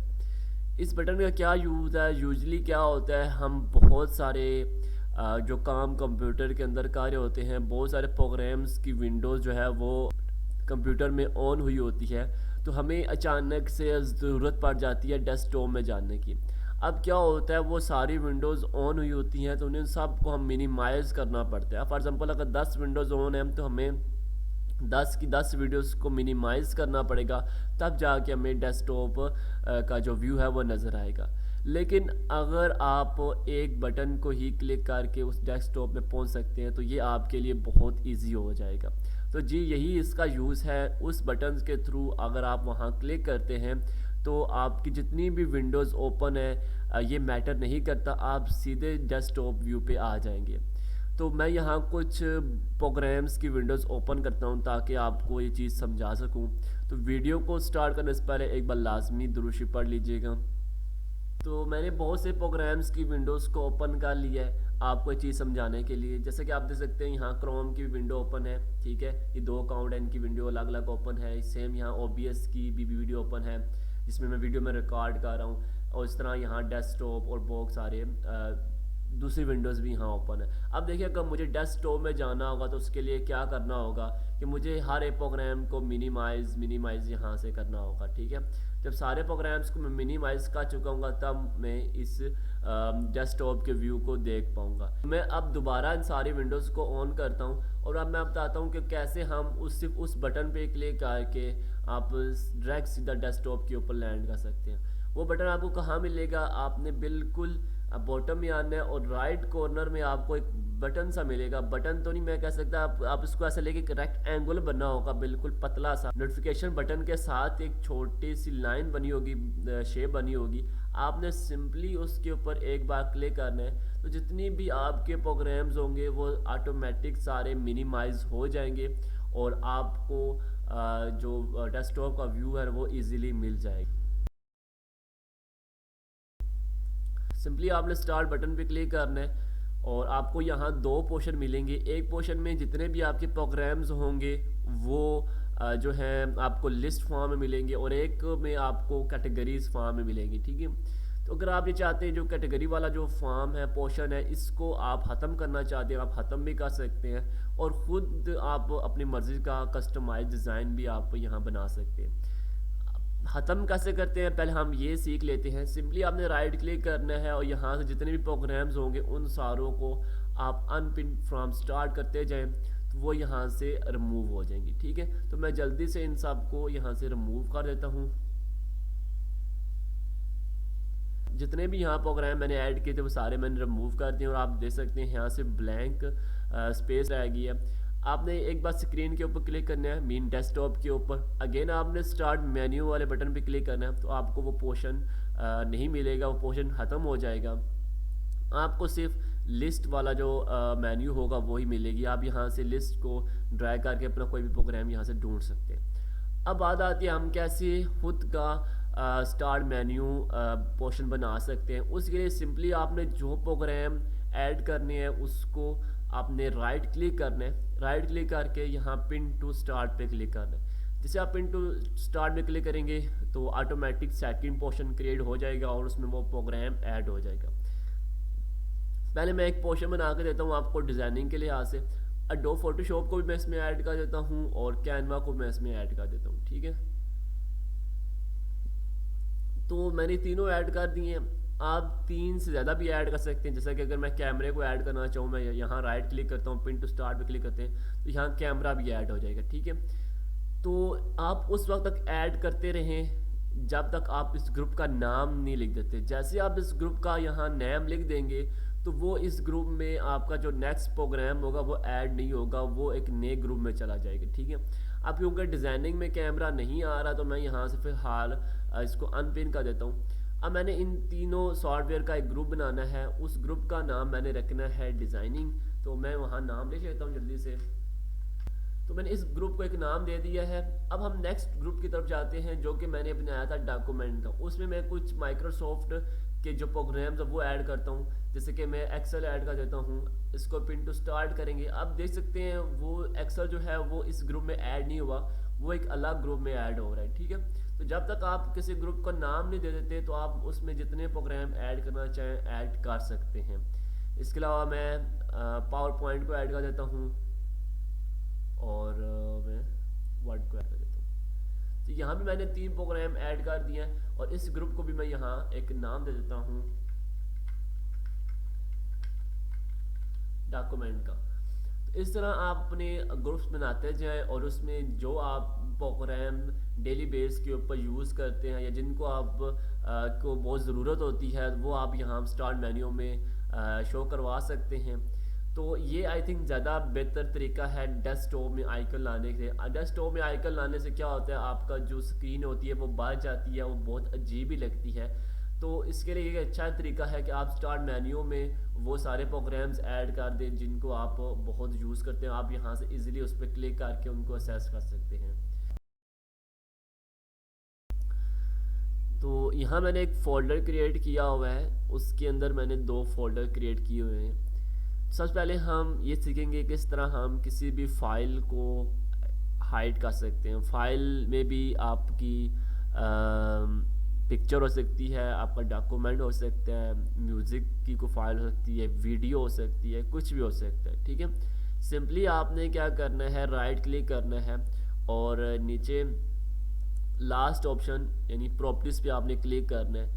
प्रॉपर्टीज़ पे आप जैसे क्लिक करेंगे, यहाँ आपको एक ऑप्शन नज़र आएगा हिडन का। आपने इस हिडन वाले बॉक्स को चेक कर देना है और अप्लाई करके ओके कर देना है। जैसे आप ये करेंगे, आपकी जो फाइल होगी वो हाइड हो जैसे हाइड हो जाएगी। आप देख सकते हैं जो पिक्चर 2 थी हमारी वो हाइड हो गई है। ये था तरीका फाइल को हाइड करने का। अब हम सीखेंगे कि हम फोल्डर को कैसे हाइड करेंगे। अब ये एक पूरा फोल्डर है पिक्चर का, अब इसको हम हाइड करना सीखेंगे। सिंपली वही प्रोसीजर है, वही मेथड है। आपने राइट क्लिक करना है और प्रॉपर्टीज़ पे क्लिक करना है। प्रॉपर्टीज़ पे क्लिक करने के बाद आपने यहाँ रीड ओनली वाला जो ऑप्शन है इसको आपने ऑफ कर देना है। ठीक है, और हिडन पे आपने क्लिक कर देना है। जैसे आप हिडन पे क्लिक करेंगे और अप्लाई एंड ओके करेंगे, अप्लाई करने से पहले आपको यहाँ 2 ऑप्शन पता करेगा कि apply changes change on to this folder only, apply change to this folder sub folder and files.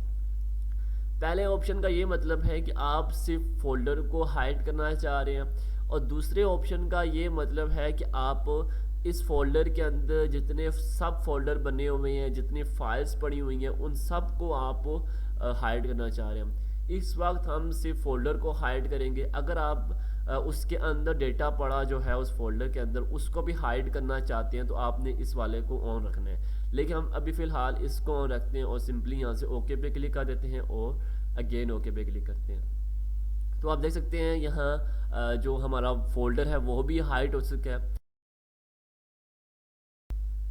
तो अगर आपने पिछली वीडियो देखी है तो आपको पता होगा कि हमने यहाँ एक फ़ोल्डर हमने पिक्चर का बनाया हुआ था, वो हमने हाइड किया था। अगर आपने वीडियो नहीं देखी तो ऊपर मैंने आई बटन में उसका लिंक दे रहा हूँ, आप वहाँ पे क्लिक करके उस वीडियो को देख सकते हैं और आप ये सीख सकते हैं कि आप किसी भी फाइल को, किसी भी पिक्चर को, किसी भी वीडियो को ईज़िली हाइड कर सकते हैं अपने कंप्यूटर में से।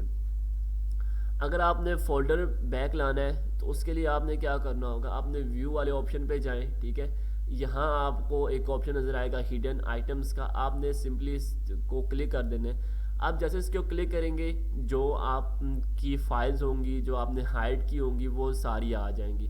लाजमी एक बार याद रखिएगा कि जैसे आप हिडन फाइल्स पे क्लिक करेंगे, जितनी भी आपने फाइल्स हाइड की होंगी वो सारी की सारी आ जाएंगी। ठीक है, जितने भी आपके कंप्यूटर्स के अंदर जो फाइल आपने छुपा के रखी हुई थी, हाइड की हुई थी, वो सारी फाइल्स आपको यहाँ मिल जाएंगी, मतलब उस जगह आपको मिल जाएगी। तो आपने जैसे देखें हिडन फाइल्स पे आपने क्लिक किया है तो फोल्डर तो हमारा आ गया, लेकिन इसको अगर हम कंपेयर करें पिछले फोल्डर के साथ तो इसकी जो ट्रांसपेरेंसी है वो थोड़ी सी कम है। ठीक है, ये सिर्फ धुंधला धुंधला नज़र आ रहा है, यानी बहुत लाइट नज़र आ रहा है। इसका मतलब ये भी मुकम्मल तौर पर अनहाइड नहीं हुआ। उसके लिए आपने क्या करना है, राइट क्लिक करना है। राइट क्लिक करके प्रॉपर्टीज़ पे आना है और यहाँ से हिडन वाला जो ऑप्शन है उसको अनचेक कर देना है। जैसे आप उससे अनचेक करेंगे, अप्लाई करेंगे तो अगेन वही ऑप्शन पता करेगा जो मैंने आपको प्रीवियस वीडियो में बताई थी कि आपने सिर्फ फोल्डर को अनहाइड करना है या उस फोल्डर के अंदर जो फाइल्स पड़ी हुई हैं, जो सब फोल्डर बने हुए हैं, उनको भी अनहाइड करना है। तो इस बार हम ये सेकंड वाला ऑप्शन चूज़ कर लेते हैं। हम एक ही बार ताकि हमारा सारा काम हो जाए कि इसके अंदर जो पिक्चर हमने हाइड की थी वो भी अनहाइड होके आ जाए। अगर हम सिर्फ ऊपर वाला करते हैं तो हमारा फोल्डर जो है ना वो अनहाइड होगा, उसके अंदर जो हमने पिक्चर की थी पिछली वीडियो में हाइड वो नहीं आएगी। ठीक है, तो हम एक बार ही सारा क्लियर कर देते हैं। ओके करता हूँ, ओके कर देता हूँ। तो आप देख सकते हैं वो पिक्चर जो हमने पिछली वीडियो में भी हाइड की थी, पिक्चर नंबर 2, वो भी हमारी आ गई है। वो किस वजह से आई है, क्योंकि हमने वहाँ सेकंड ऑप्शन को सिलेक्ट किया है। अगर मैं सिर्फ फोल्डर को अनहाइड करता तो ये जो पिक्चर है ये अंदर ना आती, इसके लिए अलग इसको हमें अनहाइड करना होता। ठीक है, तो इसको भी अनहाइड करने का वही मेथड है, आपने व्यू पे जाना है, अनहाइड आइटम्स पे क्लिक करना है और यहाँ से प्रॉपर्टीज पे जाकर उसको यहाँ से अनहाइड वाला जो चेक होगा उसको आपने ऑफ कर देना, तो ये भी अनहाइड हो जाएगी। ठीक है, क्विक एक्सेस क्या होता है, बाज़ दफ़ा कुछ ऐसे फोल्डर्स होते हैं जो हमें बहुत ज़्यादा यूज़ करने होते हैं या मल्टीपल टाइम हमें वो यूज़ करने होते हैं, तो दोबारा उन ड्राइव्स में जाकर उनको ओपन करने में टाइम लगता है, तो हम उनको पिन कर देते हैं क्विक एक्सेस में, तो हम वहाँ से इजीली उनको एक्सेस कर सकते हैं, अपना जो वर्क है वो परफॉर्म कर सकते हैं। अब फॉर एग्ज़ाम्पल जैसे कि मैं एक फ़ोल्डर ले लेता हूँ जो मैं बहुत यूज़ करता हूँ, मैं यहाँ से कोई भी फ़ोल्डर ले लेता हूँ, जैसे कि ये एक यूट्यूब का मैंने फ़ोल्डर ले लिया है। अब मुझे यूट्यूब के रिलेटेड बहुत सारा डेटा लिखना होता है, वीडियोस को एडिट करना होता है, थंबनेल्स बनाना पड़ता है, तो मुझे ये जो फ़ोल्डर है ये मैं बहुत टाइम मल्टीपल टाइम यूज़ करता हूँ और मुझे हर बार लोकल डिस्क एफ में जाकर इसको असेस करना होता है और इसके अंदर जो फोल्डर्स होते हैं उनको असेस करना होता है। अब क्यों ना मैं इसको पिन कर देता हूँ क्विक एक्सेस में, तो मुझे क्या करना पड़ेगा, ये लोकल डिस्क एफ में जाना नहीं पड़ेगा, मैं डायरेक्ट वहीं से ही असेस कर लूँगा। मैं आपको दिखा लेता हूँ, ये ऑप्शन ऊपर एक ऑप्शन मिलेगा आपको क्विक एक्सेस का, इसके अंदर जितनी भी मैंने फाइल्स फोल्डर्स क्विक किए पिन किए होंगे वो आपको यहाँ सारे मिल जाएंगे। ठीक है, अब मैं यूट्यूब के ऊपर राइट क्लिक करता हूँ और उसको पिन टू क्विक एक्सेस पे क्लिक करता हूँ। अब जैसे मैं इस पर क्लिक करता हूँ, देखिए यहाँ जो वो फोल्डर है वो पिन हो चुके हैं। अब मैं आपको बताता हूँ कि किस तरह आप इसको असेस करेंगे। आपने सिंपली अगेन जिस पीसी को क्लिक करना है और आप देख सकते हैं वो वाला फोल्डर मेरा पिन हुआ है, मैं वहाँ पे क्लिक करके उसको असेस कर सकता हूँ। तो इस तरह सिंपली आप किसी भी फोल्डर को पिन कर लें ताकि आप उसे क्विकली उस फोल्डर को असेस कर सकें। अब इसको अनपिन कैसे करना है, बहुत ही इजी मेथड है, आपने राइट क्लिक करना है, राइट क्लिक करके यहाँ अनपिन फ्रॉम असेस वाला ऑप्शन आपको मिलेगा, आपने इसको क्लिक करना है, ये अनपिन हो जाएगा। नीचे आपको बॉटम में जो एक पट्टी सी नज़र आ रही है, ये एक टास्क बार है, इसके रिलेटेड भी वीडियो आने वाली है जिसमें मैं इसकी मॉडिफिकेशन और इसकी सेटिंग के बारे में बताने वाला हूँ। अब देखें कुछ मैंने प्रोग्राम इस टास्क बार में पिन किए हुए, मैंने वो प्रोग्राम टास्क बार में पिन किए हुए जिन्हें मैं डेली बेस के ऊपर बहुत यूज़ करता हूँ, और कुछ मेरे वो प्रोग्राम भी टास्क बार में इस टाइम शो हो रहे हैं जो पिन तो नहीं है लेकिन वो मैं यूज़ कर रहा हूँ, वो मुझे टास्क बार में नज़र आ रहे हैं। अब जैसे कि ये जो OBS स्टूडियो, क्योंकि मैं अभी रिकॉर्डिंग कर रहा हूँ तो ये इसका जो आइकन है वो मुझे टास्क बार नज़र आ रहा है। तो टास्क बार में आपको दो किस्म के प्रोग्राम नज़र आते हैं, एक वो प्रोग्राम जो आपने पिन किए हुए हैं और एक वो प्रोग्राम जो आप रन कर रहे हैं। ठीक है, तो अब हम सीखेंगे किस तरह हम किसी भी प्रोग्राम को टास्क बार में पिन कर सकते हैं। इसका जो मकसद होता है वो ये होता है कि हम किसी भी प्रोग्राम को जल्दी असेस कर सकें। अब फॉर एग्जांपल देखिए, मैं अगर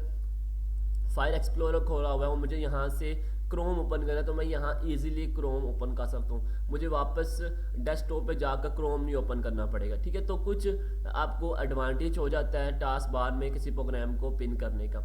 अब पिन कैसे करते हैं पहले वो सीखेंगे, फिर अनपिन कैसे करते हैं फिर वो सीखेंगे। सिंपली आपने किसी भी प्रोग्राम के ऊपर राइट क्लिक करना है, राइट क्लिक करने के बाद यहाँ आपको एक ऑप्शन नजर आएगा पिन टू टास्क बार। अब जैसे पिन टू टास्क बार आप क्लिक करेंगे वो प्रोग्राम आपका टास्क बार में पिन हो जाएगा। ठीक है, सिंपल सा एक मेथड है। अगेन मैं करता हूँ तो आपने अगेन राइट क्लिक करना है और सॉरी इसको तो नहीं होगा, राइट क्लिक करना है और again pin to taskbar में क्लिक करना है, वो प्रोग्राम यहाँ ऐड हो जाएगा। अब किसी प्रोग्राम को अनपिन करना है टास्क बार से, वो भी इसी तरह ही होगा, लेकिन उस टाइम आपको टास्क बार में जाकर उस प्रोग्राम के ऊपर राइट क्लिक करना होगा। जैसे आप राइट क्लिक करेंगे यहाँ लिखा हुआ है अनपिन फ्रॉम टास्क बार, इस पर आप क्लिक करेंगे ये अनपिन हो जाएगा। ठीक है,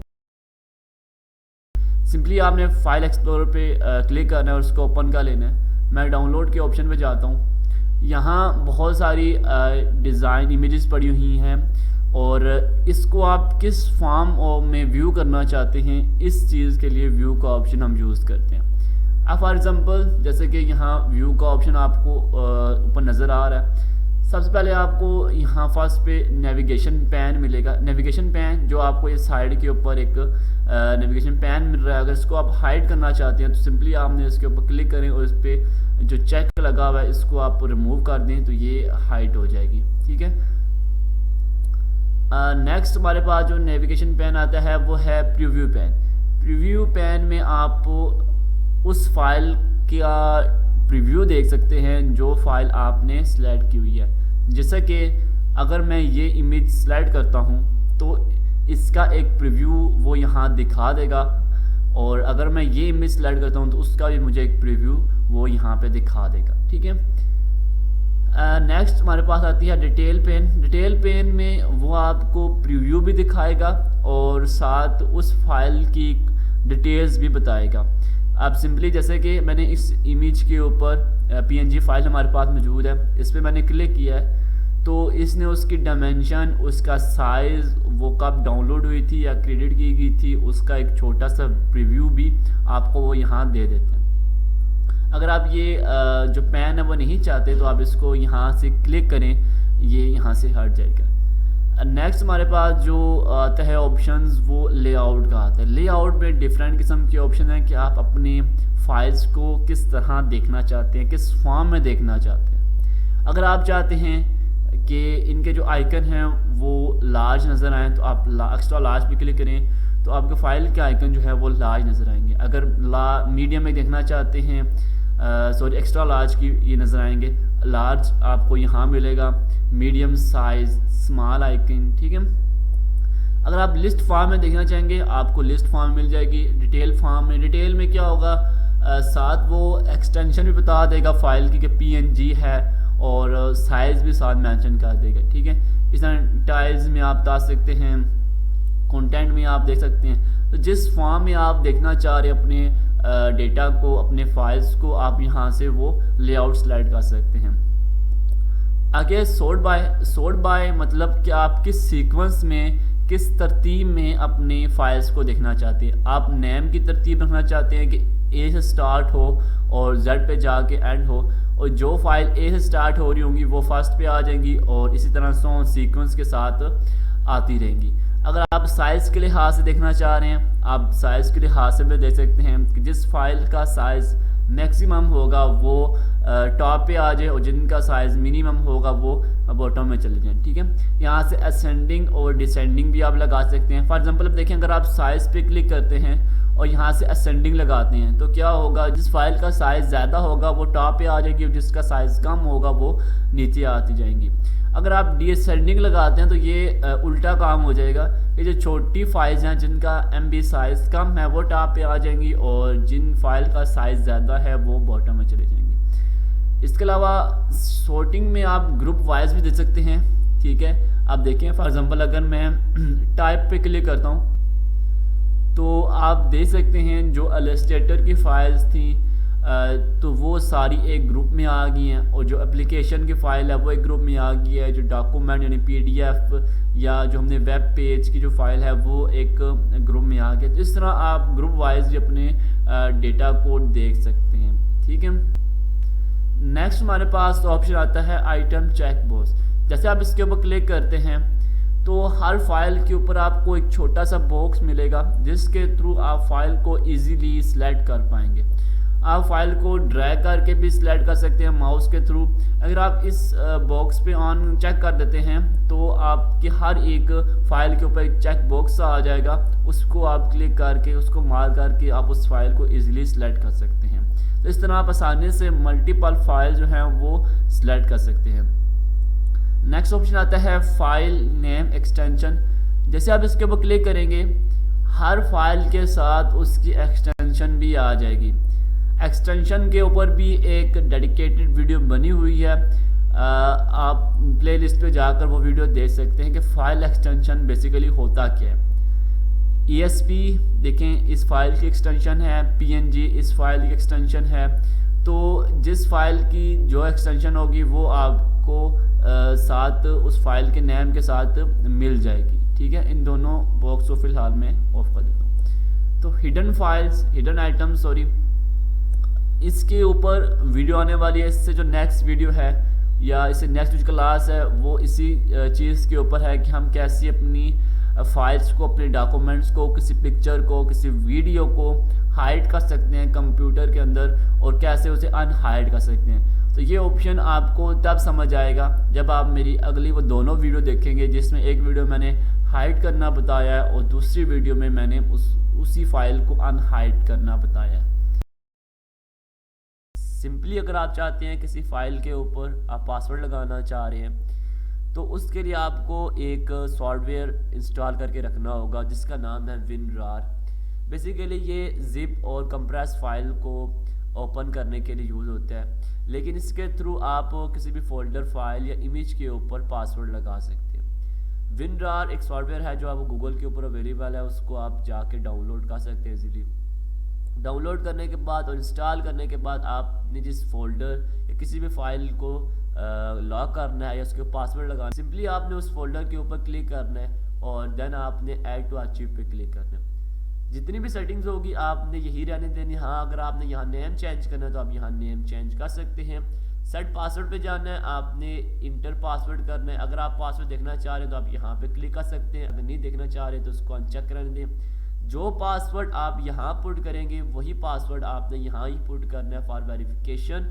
मैं एक पासवर्ड जो है वो जनरेट कर देता हूँ। जैसे कि मैंने एक पासवर्ड यहाँ लिख दिया है, मैंने वही पासवर्ड अब नीचे वाले बॉक्स में लिखना है और यहाँ से आपने सिंपली ओके पे क्लिक करना है, अगेन ओके पे क्लिक करना है। वो जो फाइल थी या जो फोल्डर था वो अब आपका लॉक हो चुके हैं। आप चाहें जो प्रीवियस जो फोल्डर आपका था उसको शिफ्ट डिलीट प्रेस करके उसको कंप्लीट परमानेंट डिलीट कर सकते हैं। अब आपने अगर ये फोल्डर ओपन करना है तो उसके लिए आपको क्या करना होगा, सिंपली आपने राइट क्लिक करना है। राइट क्लिक करने के बाद आपने एक्सट्रैक्ट फाइल पे आना है, यहाँ पे क्लिक करेंगे और अगेन ओके पे क्लिक करेंगे। ओके पे क्लिक करने के बाद आपने वही पासवर्ड यहाँ इंटर करना है जो आपने पहले पुट किया था।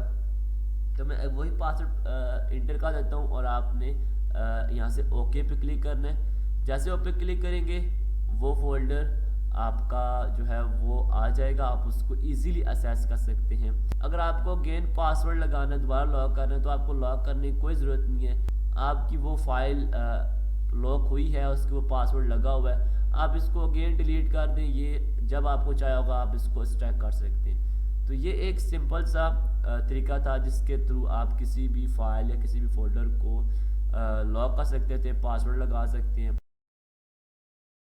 सबसे पहले आपने सर्च बार पे आना है और यहाँ पे क्लिक करना है और सर्च करना है कंट्रोल पैनल। तो कंट्रोल पैनल पे आप क्लिक करें, यहाँ आपको एक ऑप्शन नज़र आएगा प्रोग्राम्स का और उसके नीचे लिखा होगा इंस्टॉल अ प्रोग्राम। आपने इंस्टॉल प्रोग्राम पे क्लिक करना है। तो जितने भी प्रोग्राम आपके कंप्यूटर में इंस्टॉल हुए होंगे वो आपको सारे यहाँ शो हो जाएंगे। तो आप यहाँ से किसी भी प्रोग्राम को इजीली इंस्टॉल कर सकते हैं। सिंपली आपने उनके ऊपर राइट क्लिक करके इंस्टॉल पे क्लिक कर देना है। कुछ हर प्रोग्राम अपनी नीड के मुताबिक कुछ रिक्वायरमेंट्स वो मांगता है या कुछ ऑप्शन वो मांगता है कि आप हमें क्यों इंस्टॉल करना चाह रहे हैं, अपना फीडबैक दें। आप उसको स्किप भी कर सकते हैं, आप उन्हें फीडबैक देकर आप उसको इंस्टॉल कर सकते हैं। तो मैं फ़िलहाल कोई प्रोग्राम इंस्टॉल नहीं करना चाह रहा, लेकिन आप इसी तरह अपना प्रोग्राम इजीली इंस्टॉल कर सकते हैं और यही एक बेस्ट और प्रॉपर मेथड है किसी भी प्रोग्राम को इंस्टॉल करने का। जब भी आपको कभी इंटरनेट को एक्सेस करना होता है या किसी वेबसाइट को एक्सेस करना होता है तो आपको वेब ब्राउज़र की ज़रूरत पड़ती है। कुछ जनरल वेब ब्राउज़र जो हम बहुत ज़्यादा यूज़ करते हैं या वर्ल्ड वाइड बहुत ज़्यादा जो वेब ब्राउज़र यूज़ होते हैं, आज हम उनको वीडियो में डिस्कस करेंगे। सबसे पहले जो वेब ब्राउज़र मैं आपको बताने वाला हूँ वो है गूगल क्रोम। वर्ल्ड वाइड सबसे ज़्यादा यूज़ होने वाला जो वेब ब्राउज़र है गूगल क्रोम है। काफ़ी सिक्योर भी है और काफ़ी फास्ट भी है। सेकंड नंबर पे मोज़िला फायरफॉक्स। अगर आप सिक्योरिटी पर्पस या अपनी प्राइवेसी को लेकर, डेटा को लेकर बहुत सीरियस हैं तो आपको मैं रेकमेंड करूँगा कि आप फायरफॉक्स यूज़ करें। ये भी एक वेब ब्राउज़र है और ये भी काफ़ी सिक्योर और फास्ट है। लास्ट पे आता है सफारी। सफारी ये बेसिकली एप्पल प्रोडक्ट के लिए बनाया गया था। जो एप्पल यूज़र हैं, चाहे वो मैक के हों या एप्पल आईफोन के यूज़र हों, उनके लिए ये एक वेब ब्राउज़र बनाया गया सफारी। लेकिन अब ये विंडो और एंड्रॉयड में भी यूज़ कर सकते हैं आप। तो ये भी एक काफ़ी अच्छा वेब ब्राउज़र है। अगर आप मैक यूज़र हैं या एप्पल यूज़र हैं तो फिर आपको मैं रेकमेंड करूँगा कि आप इनका अपना जो वेब ब्राउज़र सफारी वो ही यूज़ करें। इसके अलावा बहुत सारे और भी वेब ब्राउज़र हैं, जिस तरह ओपरा और याहू। ये भी वेब ब्राउज़र अच्छे हैं और सिक्योर हैं, लेकिन ये जो 3 वेब ब्राउज़र मैंने आपको बताए ये बहुत ज़्यादा यूज़ होते हैं और ये काफ़ी सिक्योर भी हैं और फास्ट भी हैं। जैसे आप गूगल क्रोम को ओपन करते हैं तो यहाँ आपको एक सर्च बार नज़र आता है। सर्च बार के थ्रू आप यहाँ जो भी वेबसाइट सर्च करना चाहते हैं, किसी किस्म का डेटा आप सर्च करना चाहते हो, आपको यहाँ लिखना पड़ता है।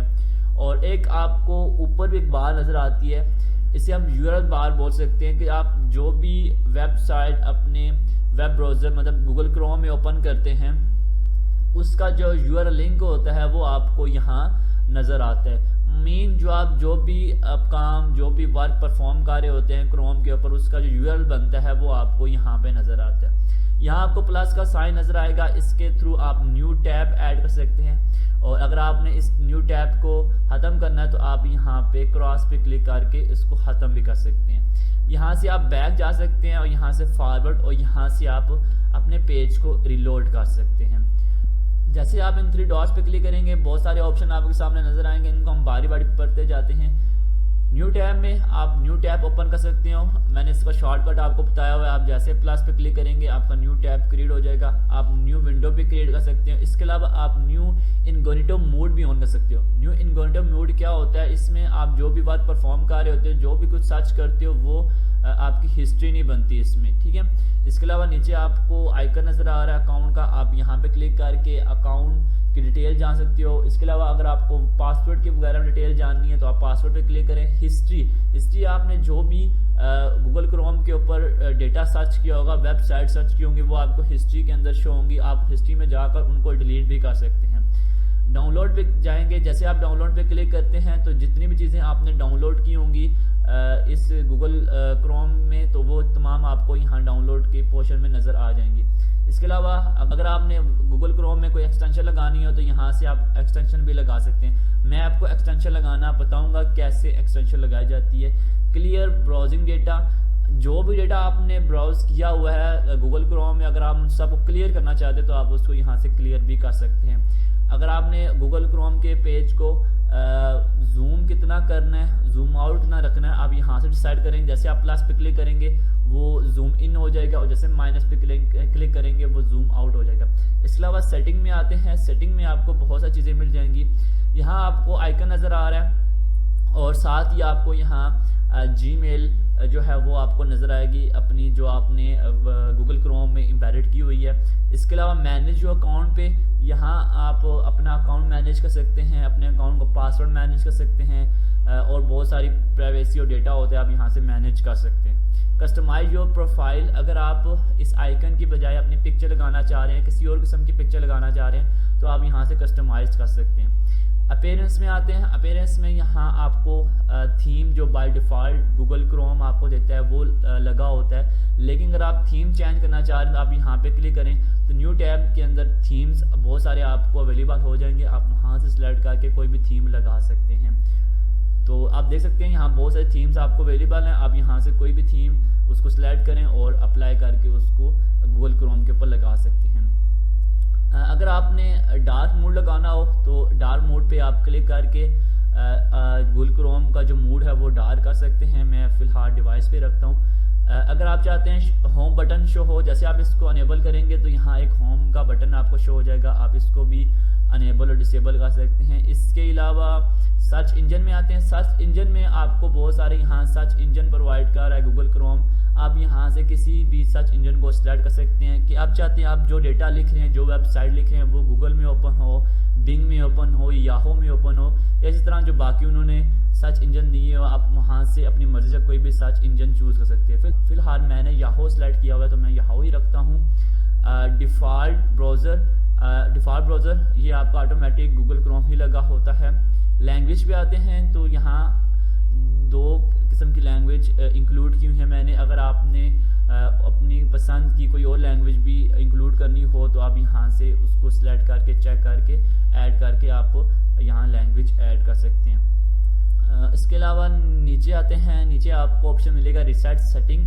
जैसे आप इस पर क्लिक करते हैं तो आपकी तमाम सेटिंग रिसेट हो जाएगी, ख़त्म हो जाएगी। अगर आपने कोई सेटिंग की हुई, आप चाहते हैं सेटिंग सारी ख़त्म हो जाए, जैसे बाय डिफ़ॉल्ट गूगल क्रोम होता है वैसा हो जाए, तो आप यहाँ से रिसेट कर सकते हैं। जैसे आप रिसेट करेंगे तो जितने भी आपने शॉर्टकट्स बनाए होंगे वो सारे रिसेट हो जाएंगे। एक्सटेंशन जो आपने अनेबल की होंगी वो सारी डिसेबल हो जाएंगी। कुकीज़ वगैरह अगर आपकी साइड में हैं तो वो भी डिलीट हो जाएंगी।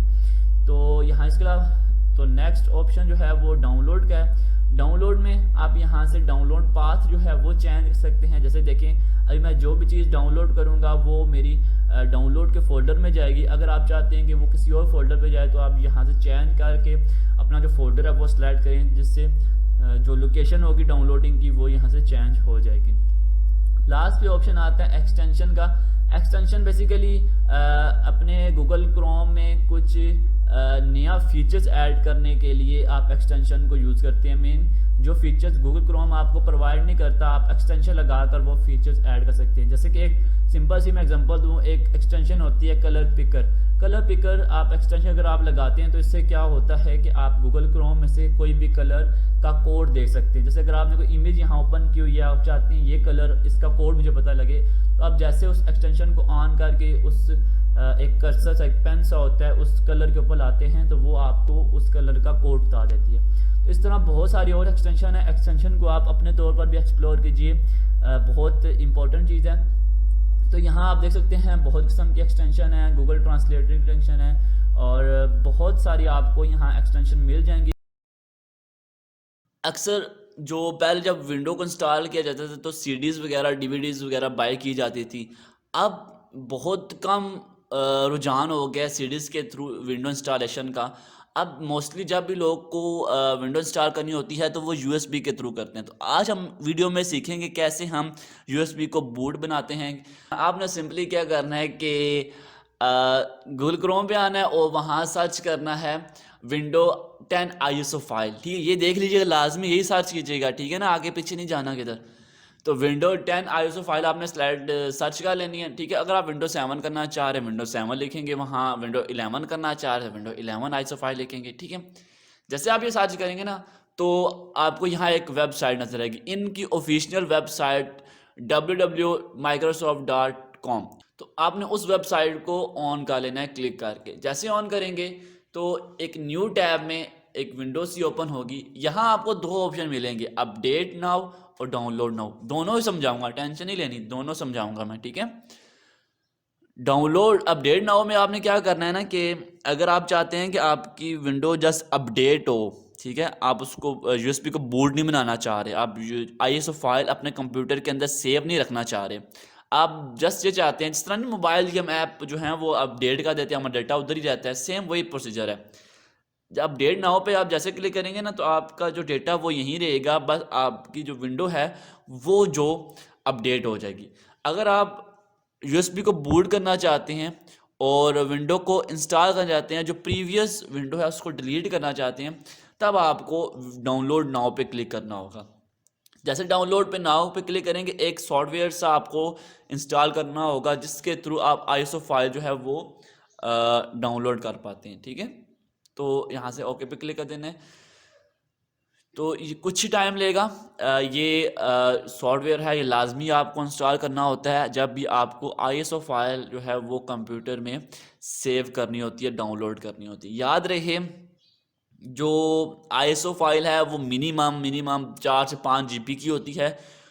तो नेट स्पीड जो है वो आपकी ज़्यादा अच्छी होनी चाहिए, वरना आपको बहुत टाइम लगने वाला है। ठीक है, यहाँ से ओपन करते हैं। ओपन करने के बाद यस पे क्लिक करते हैं।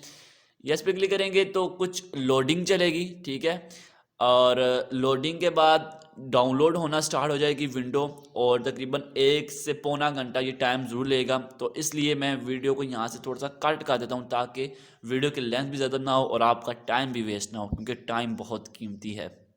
जैसे डाउनलोडिंग का प्रोसेस कंप्लीट होगा, यहाँ आपको लाइसेंस टर्म नज़र आएगी। आप इसको पढ़ना चाहते हैं तो पढ़ लें, लेकिन पढ़ता शर्ता कोई नहीं है। ठीक है, तो हम यहाँ पे एक्सेप्ट पे सिंपली क्लिक कर देते हैं।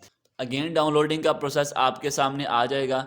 यहाँ आपने 1 से 2 मिनट वेट करना है। जैसे ही प्रोसेस कंप्लीट होगा आपके सामने दो ऑप्शन नज़र आएंगे, अपग्रेड दिस पीसी नाउ और create installation media USB flash drive DVD और आईएसओ फाइल। आपने सेकंड जो ऑप्शन है वहाँ क्लिक करके नेक्स्ट पे क्लिक कर देना है। ठीक है, ये जो बाय डिफ़ॉल्ट सेटिंग लगी है यही रहने दें। यहाँ यूज़ दी रिकमेंडेड ऑप्शन इसको चेक ऑन कर दें, नेक्स्ट पे क्लिक कर दें। यहाँ आपने क्या करना है ना, यहाँ यूएसबी फ्लैश ड्राइव पे आपने सेलेक्ट नहीं करना, आपने आईएसओ फाइल पे सिलेक्ट करना है। देखिए आईएसओ फाइल अगर आप कंप्यूटर के अंदर आ गई, आपने डाउनलोड कर ली, तो आप जब भी चाहें अपनी यूएसबी को बूट बना सकते हैं, जब भी चाहें। ठीक है, तो ये एक बहुत अच्छा मेथड है यूएसबी को बूट करने का। यूएसबी को बूट करने का प्रोसेस इसके बाद शुरू होगा। ठीक है ना, तो सबसे पहले आपने आईएसओ फाइल जो है वो डाउनलोड कर लेनी है। तो यहाँ पे नेक्स्ट पे क्लिक करेंगे, आईएसओ फाइल यहाँ आपने उसको नेम देना है। ठीक है, मैंने ऑलरेडी ऊपर डाउनलोड की हुई है तो मैं नेम चेंज कर देता हूँ,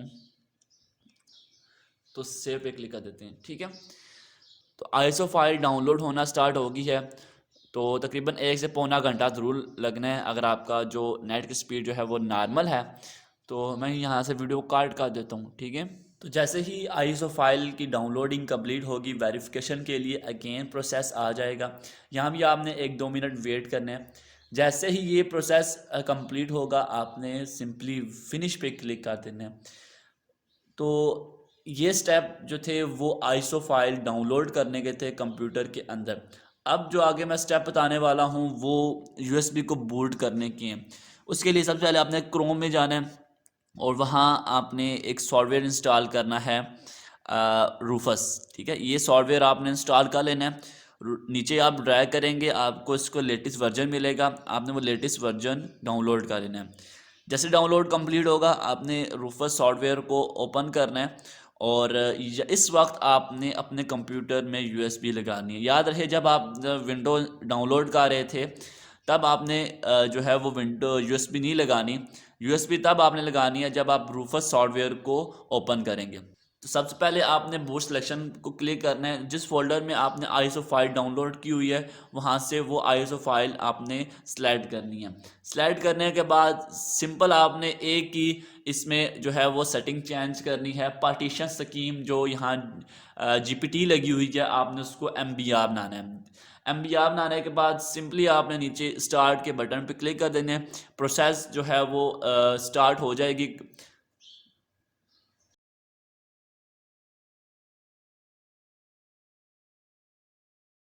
तो यूएसबी बूट होने का प्रोसेस जो है वो स्टार्ट हो जाएगा। तो फाइनली हमारी जो यूएसबी है वो बूट होने वाली है कुछ ही सेकंड्स के बाद।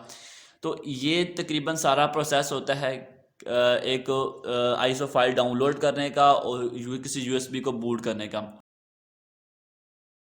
सबसे पहले आपने कंप्यूटर को रिस्टार्ट करना है और बूट मेन्यू को असेस करने के लिए F12 की प्रेस करनी है। हर कंप्यूटर मॉडल की जो बूट मेन्यू की होती है वो डिफरेंट होती है, आपने इंटरनेट पे देख लेनी है। किसी के लिए F9 F10 यूज़ होती है, किसी के लिए F12 यूज़ होती है। जैसे आप बूट मेन्यू में पहुंचेंगे वहां आपको 3 ऑप्शन नज़र आएंगे। आपने वहां से USB स्टोरेज डिवाइस पे क्लिक करना है। अगर आप DVD और CD रोम से विंडो इंस्टॉल कर रहे हैं तो आपने फिर वो सिलेक्ट करनी है। उसको सिलेक्ट करने के बाद आपने इंटर को की प्रेस करनी है और अगेन आपने वो आपसे कोई की प्रेस करने को कहेगा, आपने अगेन इंटर की जो है वो की प्रेस कर देनी है। की प्रेस करने के बाद कुछ टाइम आपने वेट करना है, एटलीस्ट 5 मिनट या 4 मिनट। लोडिंग वगैरह होगी। लोडिंग जब कंप्लीट हो जाएगी आपके सामने एक विंडो ओपन होगी जहां आपने लैंग्वेज और टाइम फॉर्मेट सेट करना होता है। तो आपने वहाँ कुछ भी चेंजिंग नहीं करनी, जो बाय डिफ़ॉल्ट सेटिंग लगी हुई है आपने वही रहने देनी और सिंपली नेक्स्ट पे क्लिक कर देना है। जैसे आप नेक्स्ट पे क्लिक करेंगे विंडो का जो सेटअप है वो इंस्टॉल होना स्टार्ट हो जाएगा। तो यहाँ आपको कुछ टाइम के लिए वेट करना होगा। उसके बाद आपसे ये प्रोडक्ट की मांगेगा। अगर विंडो को एक्टिव करने की आपके पास प्रोडक्ट की मौजूद है तो आपने वहाँ पुट करनी है, लेकिन अगर आपके पास नहीं है तो आपने नीचे I have do not product की पे क्लिक कर देना है। उस पर क्लिक करने के बाद आपको डिफरेंट किस्म के यहाँ वर्जन दिखाए जाएंगे विंडोज़ के। आपने यहाँ से कोई भी वर्जन चूज़ कर लेना है। मैं यूजली 10 Pro ही यूज़ करता हूँ तो मैं उसको सेलेक्ट करके नेक्स्ट पे क्लिक कर देता हूँ। नेक्स्ट स्टेप में वो आपसे विंडो की जो कंडीशन और जो टर्म्स हैं वो पढ़ने को बोला गया। अगर आपने पढ़ना चाहते हैं तो आप पढ़ सकते हैं, नहीं तो आप नीचे जो चेक बॉक्स बना हुआ है आप उसको चेक कर दें, जहाँ लिखा हुआ है I accept terms and conditions, उसको चेक ऑन करके आप नेक्स्ट पे क्लिक कर सकते हैं। तो यहाँ आपको दो ऑप्शन मिलेंगे, आपने यहाँ से सेकंड वाला जो ऑप्शन है उसको सिलेक्ट, तो आपके सामने आपके कंप्यूटर के अंदर मौजूद जितने पोर्शन बने होंगे वो आपको शो हो रहे होंगे, और आपने वो पोर्शन फॉर्मेट करना है जिस पोर्शन में प्रीवियस विंडो इंस्टॉल थी। ठीक है, आपने उसी विंडो के में एक और विंडो नहीं करनी, आपने पहले वो पोर्शन डिलीट करना है, मतलब उसको एम्प्टी करना है, तब आपने उस पोर्शन में एक न्यू विंडो है वो इंस्टॉल करनी है। आपने उसको सिंपली फॉर्मेट करना है, फॉर्मेट करने के बाद आपने सिंपली नेक्स्ट पे क्लिक कर देना है। नेक्स्ट पे क्लिक करने के बाद इंस्टॉलेशन का जो प्रोसेस है वो स्टार्ट हो जाएगा। तो आपको यहाँ भी कुछ टाइम के लिए 5 से 10 मिनट वेट करना होगा। जब इंस्टॉलेशन का वर्क कंप्लीट होगा तो आपने कुछ बेसिक सेटिंग जैसे कि यूज़र नेम हो गया, पासवर्ड वगैरह अपने विंडो के वो आपने सेट करने होते हैं। तो जैसे ही इंस्टॉलेशन कंप्लीट होगी ये प्रोग्रेस बार आपको नज़र आएगी, और यहाँ आपने 10 सेकेंड का वेट करना है। उसके बाद 1 टाइम के लिए आपका जो कंप्यूटर है वो रिस्टार्ट होगा, और देन हम उसकी जो बेसिक सेटिंग्स हैं विंडोज़ की वो हम सेट करेंगे। जैसे ही आपका कंप्यूटर स्टार्ट होगा डेल का आइकन आपको नज़र आएगा, और कुछ टाइम के बाद आपको विंडो 10 का जो आइकन है वो भी नज़र आएगा, और साथ लोडिंग भी हो रही होगी। जितनी भी लोडिंग हो रही होगी आपने उसको होने देना है, कोई भी की या कुछ और आपने जो बटन है वो प्रेस नहीं करना। मैंने बीच में से जो वीडियोस है वो कट की हुई है, तो ये मत समझिएगा कि वीडियो में यहाँ जो लोडिंग है बहुत कम हुई थी हमारी, क्यों ज़्यादा हो रही है। जैसे ही लोडिंग कंप्लीट होगी तो आपके सामने कुछ ऑप्शंस आएंगे जिनको आपने विंडो इंस्टॉल करने से पहले लाजमी एडजस्ट करना होता है, कुछ कीबोर्ड्स के लेआउट और यूज़र नेम वगैरह। यहाँ आपने अपना रीजन सेलेक्ट कर लेना है। मैंने यूनाइटेड स्टेट्स सेलेक्ट कर लिया, आप पाकिस्तान सेलेक्ट कर लीजिए, कोई मसला नहीं है, ठीक है, इससे इतना कोई फ़र्क वगैरह नहीं पड़ता। देन आपने कीबोर्ड जो है वो यूएससी रखना है लेआउट उसका, और सेकंड के लिए आप ठीक है आप नेक्स्ट कर दें। आपने जो प्राइमरी रख दिया वो यूएस रख दिया, फिर सेकंड का इतना चेंज करने का फ़र्क नहीं पड़ता कि आपको यो रखना है, ठीक है।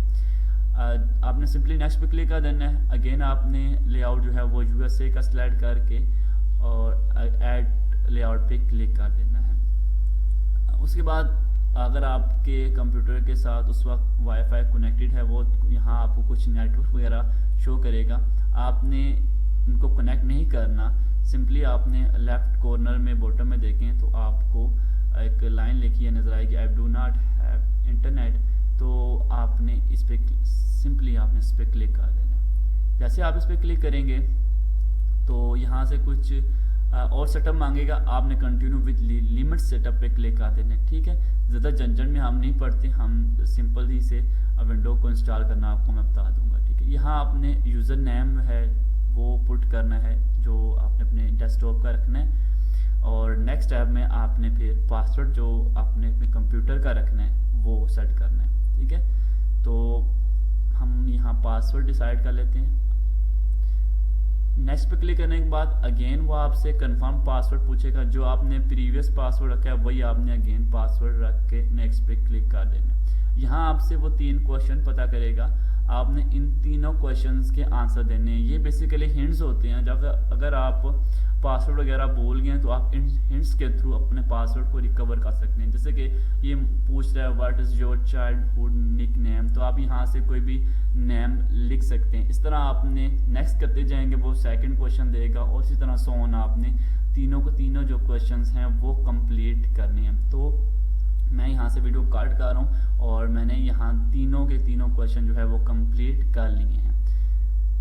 जैसे आप इसको कंप्लीट करेंगे आपकी जो विंडो है वो ऑलमोस्ट इंस्टॉल हो चुकी है। नेक्स्ट टाइम में आपने एक्सेप्ट पे क्लिक करना है और अगेन एक्सेप्ट पे आपने क्लिक कर लेना है। तो जी ये आपकी विंडो जो है वो इंस्टॉल हो चुकी है। ये कुछ ग्रीटिंग मैसेज जो है वो आपको शो कराएंगे।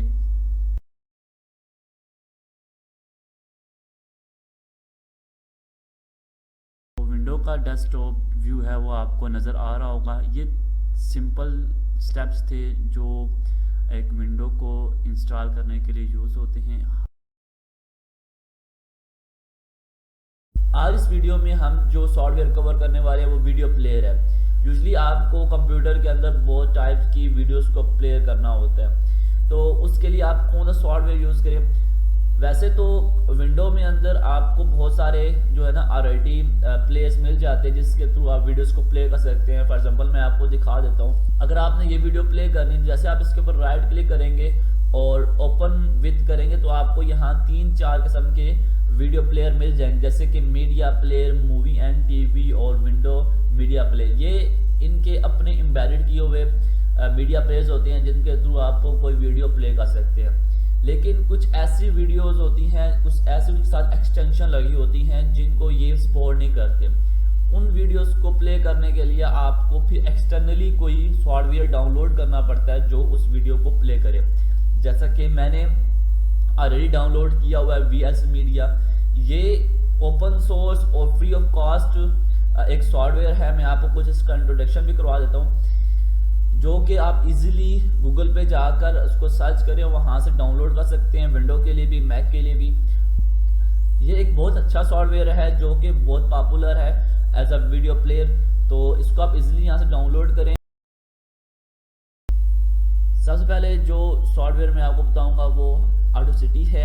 ये एक फ्री सोर्स सॉफ्टवेयर है जिसकी मदद से आप ऑडियो को रिकॉर्ड भी कर सकते हैं और उसको एडिट भी कर सकते हैं। इसके अंदर ही बहुत सारे फीचर्स मौजूद हैं जिसकी मदद से आप ऑडियो कट कर सकते हैं, अपनी नॉइज़ जो है उसको रिमूव कर सकते हैं। 2-3 ऑडियोज़ को अगर आप ज्वाइन करना चाहें आप ज्वाइन कर सकते हैं। आप उनकी लाउडनेस बढ़ा सकते हैं, पिच को आप यहाँ सेटिंग वगैरह कर सकते हैं। इसमें भी आपको बहुत सारे फीचर्स मिल जाएंगे। ये एक फ्री सॉफ्टवेयर है।